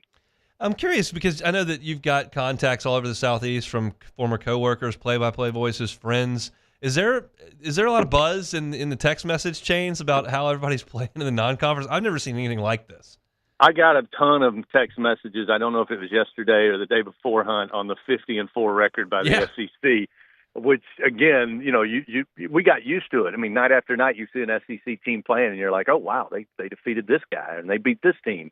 But when you see that number 50-4, I mean, that's quite remarkable. And, I give the SEC grief when they deserve grief, but credit to that office 10 years or so ago. They realized that college basketball is really a way to make a ton of money. I mean, you got to get into the tournament if these schools and conferences want to make money. That's a big money maker, and they really, whatever. Just the encouragement or the priority was put on, college basketball, and suddenly now you're seeing, Hall of Fame coaches and, incredible programs and facilities, and again. I don't know that it should be a surprise if you've followed SEC basketball for the last 10 or 12, 15 years, but there's been a conscious effort to improve it. And I would argue, and the numbers back it up currently, the SEC is the best basketball conference in the country, which has to be miserable for everybody else because we already know football is the best conference. How's the baseball conference and softball? When you get at that? Yeah, it's unbelievable. You mentioned 50-4, and it's not 50-4 against Stetson. All that it's 50-4 against Kansas and North Carolina and Houston and Gonzaga and Duke. I mean, it's just unbelievable what the league has kind of grown into, and I'm curious to see how the Tigers stack up come a couple of weeks from now. I want to get a thought on the bowl game before y'all travel that way. Your overarching thoughts on LSU's trip over to Texas. I was encouraged that Braden Swinson announced yesterday that he was going to play. I certainly don't blame guys who aren't, but when a guy says he is going to play, I like to hear that. No, absolutely. I we had this conversation in the building a couple of days ago. Like, I understand if guys are getting ready to make this a career and preparing for the draft, preparing for the combine, whatever the case may be. I understand. If you're in the college football playoff, that's a different conversation. But by the same token, I was pleased to see the announcement that Braden Swinson was going to play. Twofold. One, because he certainly is going to help LSU against Baylor. But number two, it's going to be fun to watch him play again because I really enjoyed watching him this season. And so for that, I think we all are winners. I got what I think will be my 2 and 3 deep chart earlier today. So now I can officially kind of get ready for the Texas Bowl. So, hopefully that's the names I have are the names that are going to travel to Houston and we'll be ready to go against Baylor. Again, you mentioned having friends. I got a ton of friends that work at Baylor, and I know it's been a tough couple of seasons for Coach Dave Aranda, and they're really putting a lot of emphasis on this bowl game. And again, I know it's not a college football game, but I just get the sense talking to the people in Waco that this is a very important game for Dave Aranda, and it's a very important game for Baylor. So it'll be nice to know that LSU is going into this with the same kind of motivation. Yeah, look, they've won 6 in a row over there in Waco, so they're fired up to be there. We'll see what LSU can do to kind of answer that call. I'm putting you on the spot a little bit, but what's coming up on the network? I know basketball on Sunday, Matt McMahon's show coming up. I know you all be in Houston. What's as the holidays kind of hit, what's going on the network? Yeah, it's kind of hit or miss this time of year. So we'll have Sunday's game, and then we'll really start focusing on getting ready for the Christmas holiday and making sure we got everything locked up and ready to go. Because as you well know, especially now with a youngster, that once you hit Christmas, man, it New Year's might as well be the next day. Yeah. I mean, it is just an absolute blur. So that's what we're going to be working on. Obviously, women's basketball, very important week for them. So they got a big game tonight for Nissimoro back in Chicago. So we'll have that one on tonight. And then, of course, you'll be the grand marshal of everything we do on New Year's Eve for the Texas Bowl. And what you don't know about that week between Christmas and New Year's, my kid's birthday is the 27th and my wife's is the 30th. So in that week in the Palmer house is just, it's expensive and it's a lot. I know what I'm getting you for Christmas, a big bottle of scotch. I would like to have that very, very much. Thank you, sir. I'll be waiting on that on the pregame show. Thanks, Chris. Y'all have a great Christmas. You too. Chris Blair, voice of the Tigers, good enough to give us a little bit of time on this Thursday. Myers Man's birthday party coming up on Sunday, so we got to get that knocked out before Christmas. We have a theme, or what's going on? Yeah, dinosaurs. Okay. Love dinosaurs. I was thinking either that or monster trucks. Yeah, that would be the other. And baseball and Blippy. That's about all he can do. Those are the 4 food groups that he handles daily. So very much looking forward to all that. It's a wild week in the Palmer house. LSU has had another player enter the transfer portal and has signed another player from the transfer portal. I will tell you about both of those coming up next. The Hunt Palmer Show. Boudreaux's Electrical Services. Neil and Melissa Boudreaux been rocking and rolling for 40 years down there in Napoleonville for Boudreaux's Electrical. They're a certified Generac dealer. They are a premier Generac dealer. That means they're in the top 3% nationwide in Generac generator sales. Every generator that you purchase from Boudreaux's Electrical comes with a 7 to 10 year warranty. Give yourself the peace of mind, not only for a year, for 7 to 10 years with that warranty of knowing the power is not going to go out on you. They happen down here, power outages. Bad drivers hitting poles, hurricanes, ice storms from last year. Even those summer storms that come through, it's just a nuisance when the power goes out for 2.5 hours. Just put that in the past. Boudreaux's Electrical can help you out with that. I'm going to give you the phone number. Give them a call. I'll give you the website at the end. You know it by now, but it's 985-397-1562 on the phone. Again, that's 985-397-1562 or 225-300-9389, 225-300-9389. That's the new Gonzales location. I give you the easy way every day. Boudreaux'Electrical.com, Boudreaux'Electrical.com. Breck teamed up to reimagine your parks, and you imagined big.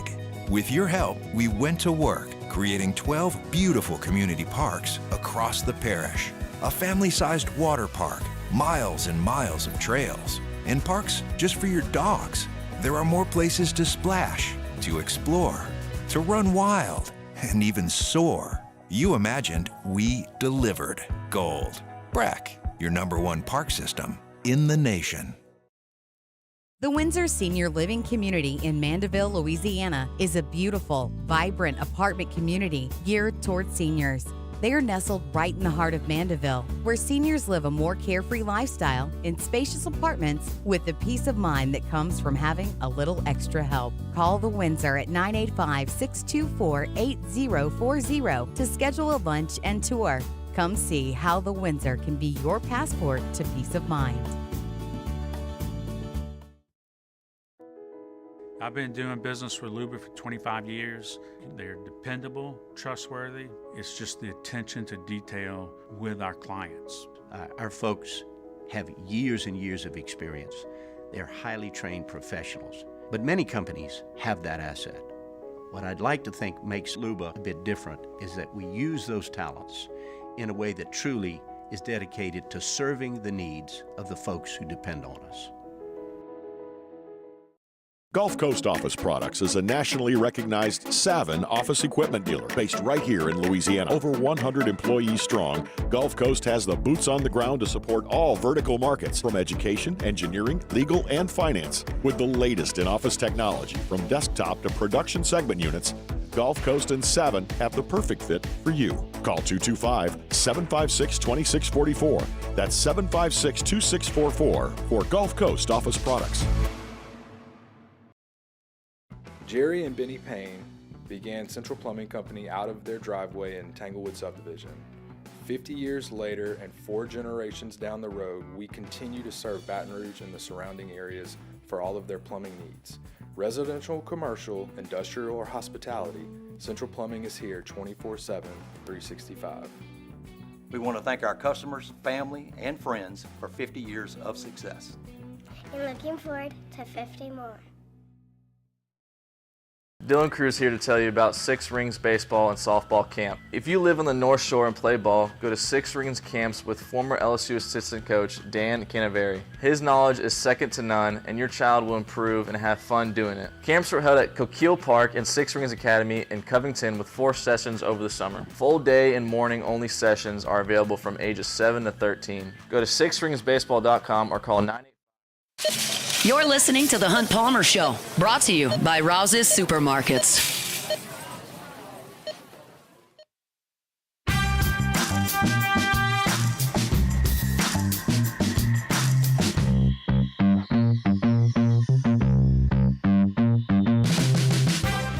Get your picks in now for the Hooters College Football Bowl Pick'em Challenge presented by Yingling. Register at 1045ESPN.com and get your picks in by December 27th. This year's season-long champion will win $1,000 in cash and a $200 Hooters gift card.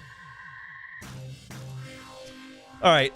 Sometimes in this biz, you drop a tease at the end of a segment.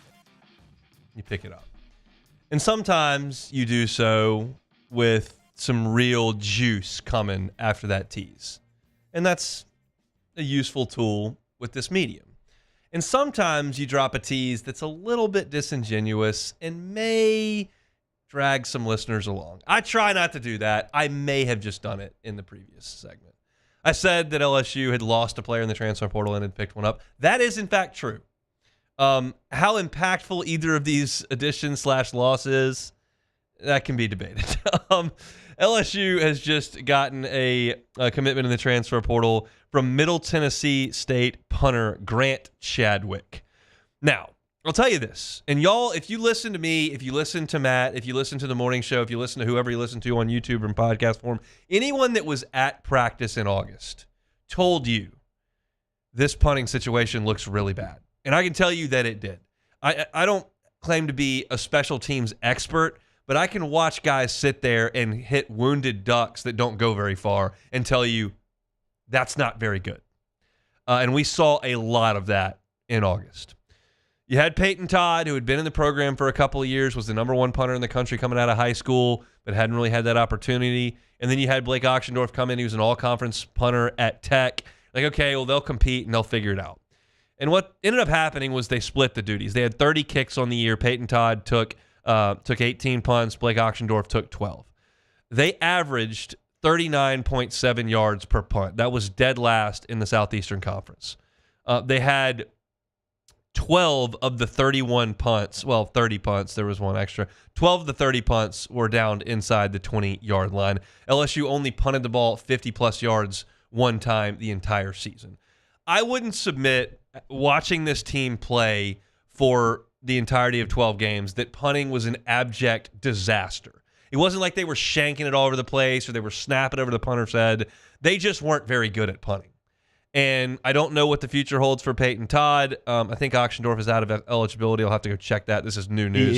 He is. Okay. So Oxendorf will move on. I don't know what the future holds with Peyton Todd. They needed to find someone to come in and potentially help them with punting. I can't tell you much at all about Grant Chadwick other than the fact he averaged 43.4 yards per punt, which is 4 yards better than LSU did last year. I can tell you this. In Pete Nakos's Twitter, the picture of Grant Chadwick has him posing like a golfer, which means he just probably pinned one inside the 10 and struck the golfer pose. I appreciate that as someone who enjoys the sport of golf. How much that correlates to his ability to punt? Probably zero. That's all I know about Grant Chadwick. But LSU needed an infusion of some talent in the punting situation, and they appear to have gotten that in Grant Chadwick. Now, who's on the way out? You obviously want to know that. Is it a starter? Is it a key piece? Not really. A.J. Swan has filed the necessary paperwork to enter the transfer portal. Swan, of course, transferred into LSU from Vanderbilt. Another situation where LSU got a guy who had started some games with an SEC team to come in and fill a backup role. It's not unlike Michael Van Buren, who started for Mississippi State for 7 games this year, and he's coming in to play a backup role. Swan's big, physical, wasn't great at Vanderbilt, but that was a really bad situation he was in. You saw him come into the game against Oklahoma, didn't look great in that game in abbreviated action when Nussmeier went out with that injury in the second quarter. So Swan will look elsewhere. So what does this mean for LSU's quarterback situation? Well, you've got Garrett Nussmeier, and he's your starter. And you've got Michael Van Buren coming in, who has started games in the SEC. And then you've got Colin Hurley. Ricky Collins has moved on. A.J. Swan has moved on. 3 quarterbacks is playing with fire a little bit. Now, I'm not suggesting this is some sort of roster mismanagement from LSU, because it's not. The reality is it's hard to get to 4 quarterbacks in a given time. LSU played through this year with 4 quarterbacks. One of them was an early enrollee who came in with no anticipation of playing whatsoever. That, of course, was Colin Hurley. So I don't know if there's anybody available that LSU can go get. I think they've got eyes on one freshman quarterback, the kid who was committed to North Carolina, and then Mac Brown retired or was fired or whatever that happened in North Carolina.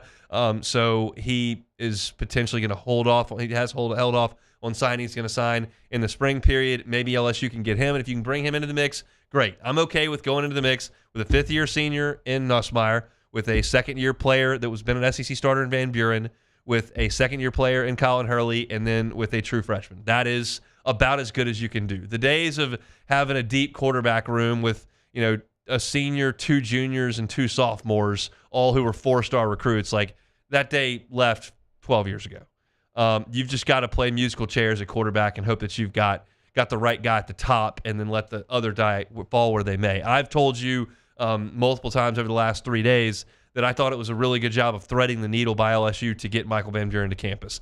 I don't know if Michael Van Buren is going to ever start a game at LSU. I don't know if he's going to be a first-team All-American or win a Heisman at LSU. I don't know if he's going to transfer and play quarterback for Alabama next year. I don't know anything about Michael Van Buren's future. You can't know anything about these guys' futures at this point. But if I look at LSU's quarterback situation right now, I think they've got a really good one at the top in Nussmeier. I think you've got a proven commodity in the SEC in Van Buren. I think you've got some talent in Hurley, and then you probably need to go get one more. The loss of Swan, he came in against Oklahoma. That's a guy who he can play college quarterback. I don't know if it needs to be at LSU, quite frankly. So I don't mean to disparage a young man, but I mean you saw the situation. So it's probably best for him that he does look to transfer and see what kind of greener pastures await him. So if you're keeping score at home, that's a defection from A.J. Swan. That is an addition for LSU at the punter spot with Middle Tennessee transfer Grant Chadwick. Was that his name? I got to pull it back up. Grant Chadwick is the punter for Middle Tennessee State. Beck, you said something interesting there in the break, that LSU wasn't that bad at punting this past year. I would disagree. I think they were not good. Well, the average, the thing about the average punting, the yards average is, it can be misleading because of the fact that if a team is consistently punting, around the 40 or 50, they're not trying to punt it more than 40 yards. Wouldn't you pin more than 12 of your 30 punts inside the 20? That's not great. I would agree with that. But I would say that they were average. I didn't think they were below average. I'm going to do some research here, and it's going to be on the fly. I want to see what Blake Auchendorf averaged at Louisiana Tech, where he was all conference, because you realize, when you get a punter transfer, that should just immediately translate exactly. Yeah, it should. You're leading. If a guy runs for 1,400 yards in D2 and transfers up, that may not. But punting seems like it would be something that would immediately transfer over. You look at all conference at Tech. I'm looking for. He averages 40 for his career. Oh no, at Division I, 53 punts, 45.7 yard average. So his average went from 45.7 this year and it dipped to 40. Now, he was the one they used more often inside the 20. He had 7 inside the 20, so that's probably what you're looking at there. Yeah. But it stands to reason that, like, Peyton Todd averaged 41 yards a kick. Oxendorf's averaged 45 at Tech. You would think he could do that at LSU. And it also created a situation that this never bit him, but I talked to Bob Diaco for my pregame interview before I think it was the Oklahoma game. No, second to last game. It was Vanderbilt because I did Jake Flint for the last game. So I talked to Bob Diaco, and he said when you have a situation like around the 38-yard line or so, you would have the special teams ready and the offense ready to go for a fourth down, where you could go for it, where you had to send in a sub package. You could send in one punt team or the other punt team, depending on what happened on that third down play. Like, I think at that point, you're kind of overdoing it. I think LSU should be able to have a guy who they can trust to boom it 53 yards when that needs to happen and to pin it inside the 8 when that needs to happen. And it just didn't have that this year. They were playing musical chairs. They were. And, yeah, you would hope that this guy, Chadwick, coming in can take that role. Do we like the golf celebration? Yeah, of course. That's a classic. I don't know if Pat McAfee was the first one to do it, but I remember him being pretty famous for it. But also maybe, I don't know. It's just at this point, Peyton Todd probably is what he is. I don't know how much better you get over 5 years as a punter, but maybe if he can get his technique sharpened up. But I don't know, man. That was kind of one of those wondering what happened there. He was the top punting prospect when he came into LSU, but he just couldn't figure it out for some reason. Dude, going out there in August, it was, a bunch of schmoes like us, the sports writer brigade that was out there were like, this is not great. Like, nobody's asking us to draw up the split zone run, to draw up the counter play. Nobody's asking us to how to dissect the cover 2. But we can watch dudes try to punt and go, that's not very good. It was a bad August. I would submit, as I said at the top of the segment, it was not a disaster punting wise. You've seen college football teams who have a punter who gets the shanks and is punting 8-yard punts like 3 or 4 times over the course of 3 games. That never happened with LSU. They never boomed it, and they didn't do a great job of pinning balls inside the 20. So they'll look elsewhere with Grant Chadwick and see if they can happen things. Incidentally, as I just see on the Twitter feed, A.J. Swan is going to join the team at the Texas Bowl. So that's a pretty rare thing that a guy would get in the transfer portal and then play in the game. But he is going to do that. So interesting that you'll have that from A.J. Swan. That kind of leads me to believe he kind of liked his time here, just realizes the writing's on the wall. I'm probably not going to play here, so if I would like to play some more football, probably need to head elsewhere. So that'll be the news of the portal for the time being, although if you want to hear what I think will happen soon in the portal coming up in the next day, you can go back to the top of the show where I talked about a couple of linemen that I think LSU is in the mix for, 3 of them, in fact, that they hope to get here in the next 48 hours or so. We got one order of business left. Of course, that's take it or leave it. We'll come back and do that on the Hunt Palmer Show. The Hunt Palmer Show. LeBear's Baton Rouge, your game day headquarters. I was at LeBear's Baton Rouge last night. Chris Marler, our SEC writer for LouisianaSports.net, in town this week to head to the Christmas party this evening. Said, hey, let's go to LeBear's. I said, I will go to LeBear's with you. And we were there watching some Alabama basketball on TV, drinking a cold beer, and then I watched him go lose some money on the craps table. I don't advise you go do that. I do advise you head over to the sportsbook in ESPN Bet. It is fantastic over there. They got all the football action, great big televisions, great drink specials, and tasty food. I suggest the flatbreads. The pizzas are good in there. Penn's online sportsbook is now live in Louisiana. You can score big this season at LeBear's Baton Rouge. However, you want to play. Must be 21 years or older. Gambling problem? Call 1-800-522-4700 for help. When you can't rely on technology, you can rely on Mountain Cold Refreshment. Dave's back on. Coors Light. Choose chill. Looking for the ultimate game day experience? Come to the Queen Casino in Baton Rouge. Wall-to-wall TVs mean you'll see every touchdown in HD. Place your bets and feel the thrill of every play with our DraftKings Sportsbook. The Queen Casino, where every moment is a win.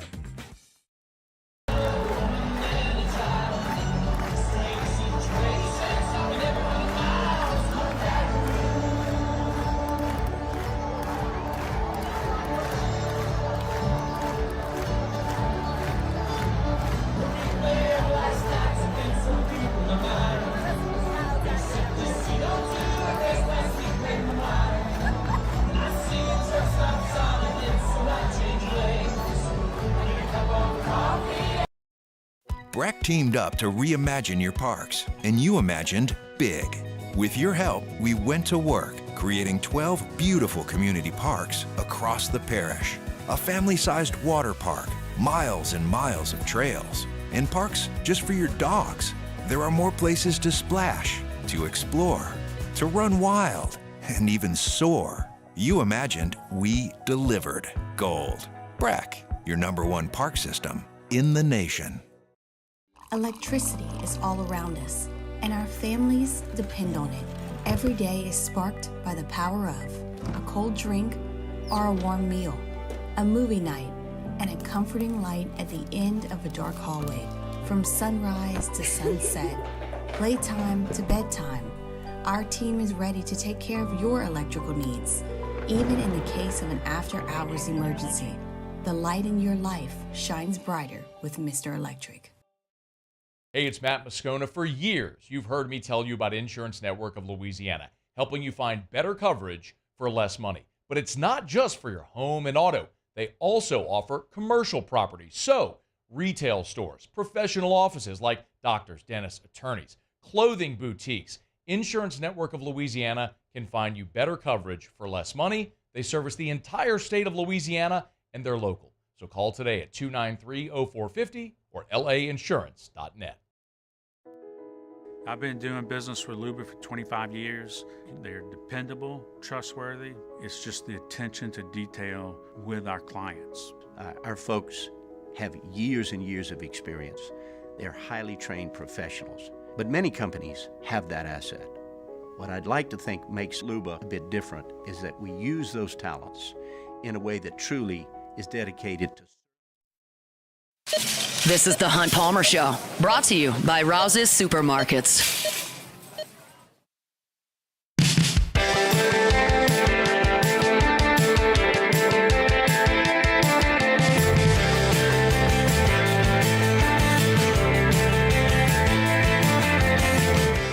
.104.5 ESPN Baton Rouge and Citizens Bank and Trust are bringing you the ultimate holiday gift with our Home for the Holidays sweepstakes.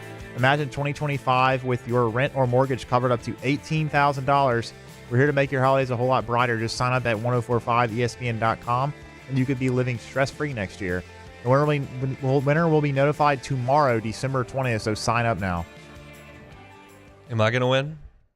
I don't think so. Sometimes you read promos and I'm like, I don't really need that. I could take the mortgage payment. Well, if they're going to do that, you're going to win the Powerball, though, correct? I would like to do the Power. I tell you this all the time. My biggest issue with the Powerball and why I never win is because I would never buy a ticket. Yeah, you got to play to win, Hunt. You really do, and I just do a poor job. My grandfather would be mortified at how few lottery tickets I bought. Yeah, the man loved to buy a lottery ticket. He never won either, but he had a ticket. He played though. He could have won. He asked me when he was in the hospital near the end of his life to go get him one. To go get him a lottery ticket. Hey, I mean. Talking about a guy knocking on 80's door who's still trying to win the Powerball. Never give up, Hunt. From the hospital. Never give up. Look, I learned something from that. Unfortunately, I just never purchased the ticket. I looked at the payout. It was pretty, quote unquote, small this week. I think it was like $55 million. Oh, that's enough, I think. But I would do well. I think the payout was like 35. So that tells me I'd win something in the neighborhood of like 18, 19 million cash after Uncle Sam got his chunk. We'd be in good shape with 19 million. Yeah. I'd be playing golf next week. I can promise you that. And I'm probably not going to play golf next week at this pace. So yeah, that's what we're looking for. But look, I'd also go to Rouse's if I won the Powerball. And you can too. Or if you don't win the Powerball, going to remind you, Merry Christmas, Happy Holidays from Rouse's Markets, who bring you our Thursday shows. They got incredible deals, and I know that you're going to be feeding a lot of folks over these Christmas holidays. So check this out. Hormel Cure 81 Spiral Sliced Ham, that Christmas ham, 97 cents a pound. That's a saving of over $2.50 a pound. You're limited to one there. The Tropical Golden Pineapples, 2 for $3.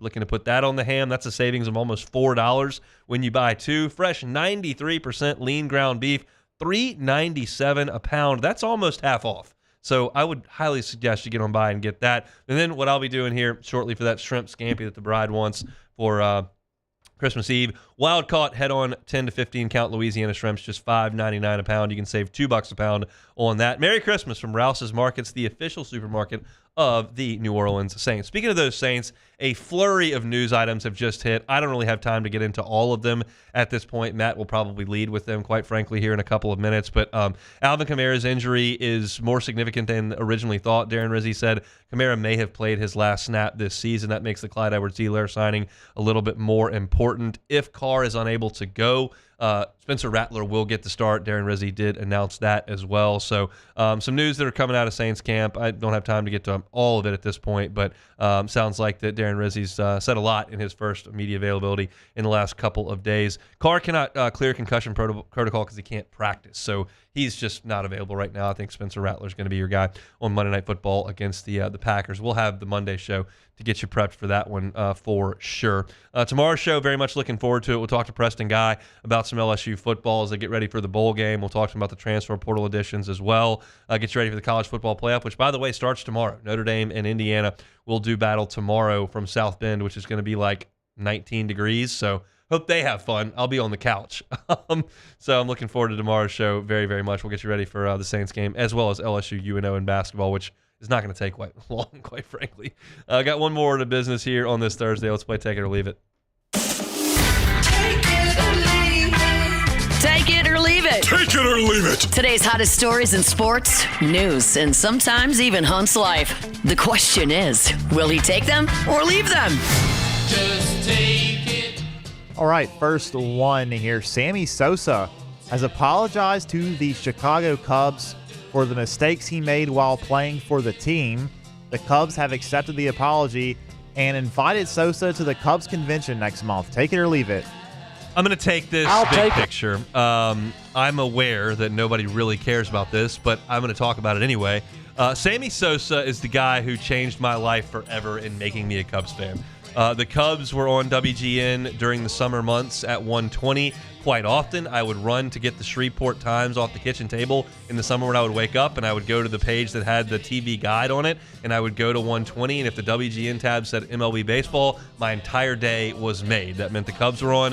In 1998, I was 10. Sammy Sosa and Mark McGwire got into the home run hitting competition, and I was hooked forever, and I will be obsessed with the Cubs until my dying breath because of that man. And I know that he made massive mistakes that a 10-year-old, a 12-year-old doesn't want to hear about, where he's doing steroids, he corked his bat. Like, he did some things that were really bad. But I was not 36 when that happened. I was 10. So I didn't care. He was my hero. And I have him to thank for loving the Cubs. And the Cubs have never forgiven him for some of those things. So he has never been back to Wrigley Field since he left Major League Baseball. And so that's always driven me nuts.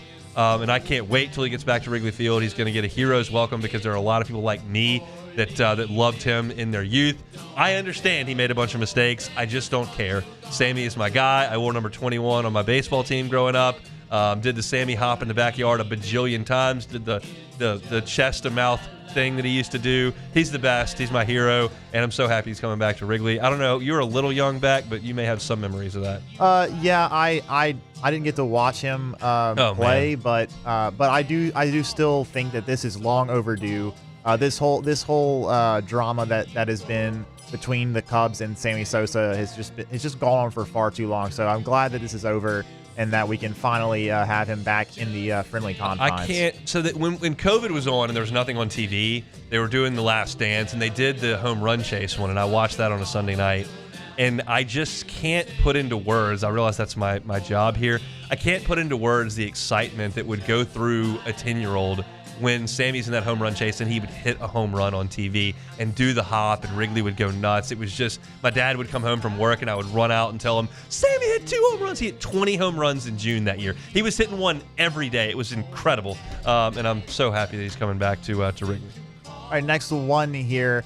Zach Calzada, who previously played for Texas A&M, Auburn, and Incarnate Word the last few years, has committed to the University of Kentucky for his final college football season. And yes, it is his final one. He's only been in college for about 8 years now. Calzada and the Wildcats, take it or leave it. I'll take it. Here's where I'm going on my rules. One transfer is very good. I think that's a fresh air for everyone. And this is tongue-in-cheek, by the way. One transfer, very good. 2 transfers, that's terrible. That's a bad thing. 4 transfers, I'm all for it. That means you just don't really care. You're just going to go see everything, and I'm all for that. I think the only folks that I'm anti here are those that transfer exactly twice. I feel like you're just running at that point. 1 transfer, breath of fresh air. 4, I just want to see everywhere. Like TJ Finley, you want to play at 9 colleges, get after it. Go see every corner of the country. And I feel that way about Calzada too. I think 2 is the one where I'm like, I don't know about that, man. All right. How's that take? That's great. I love it. Last one real quick. ESPN's Dino Rossini reported that Jets general manager Woody Johnson nixed a trade last offseason for receiver Jerry Jeudy because his Madden rating was too low. Yeah. Take it or leave it. I read that whole story in The Athletic. It's a lot of anonymous stuff. But Woody Johnson, for those who don't know, is the heir to Johnson & Johnson, bajillions of dollars. Had in his second marriage, had kids in his 60s. So he, although he's pushing 80, has teenage sons that play a lot of Madden. And the report had multiple sources indicating that he was citing Madden grades in player evaluations in there. If you don't have The Athletic, you just got to read this story. It's not great in New York. It says that Woody Johnson's the one that fired Robert Saleh, that Aaron Rodgers tried to make him not do that. And Woody Johnson sounds like just a complete and utter disaster. And there's one position in sports you can't fix. You can't fix owner. They don't go anywhere until somebody gets them out or they sell the team. So Jets are pretty much doomed until he bails. Longest playoff drought in American sports, 14 years since the Jets have been to the playoffs. That's it for our Thursday edition. We're brought to you by Rouse's, official supermarket of the New Orleans Saints. If you missed any of the show, catch it on demand. Talk transfer portal, talk Saints, talk some LSU hoops, talk some Sammy Sosa. Catch it all wherever you find your podcast. Looking forward to tomorrow's show, previewing the weekend to come. Matt's about to drive you home on After Further Review.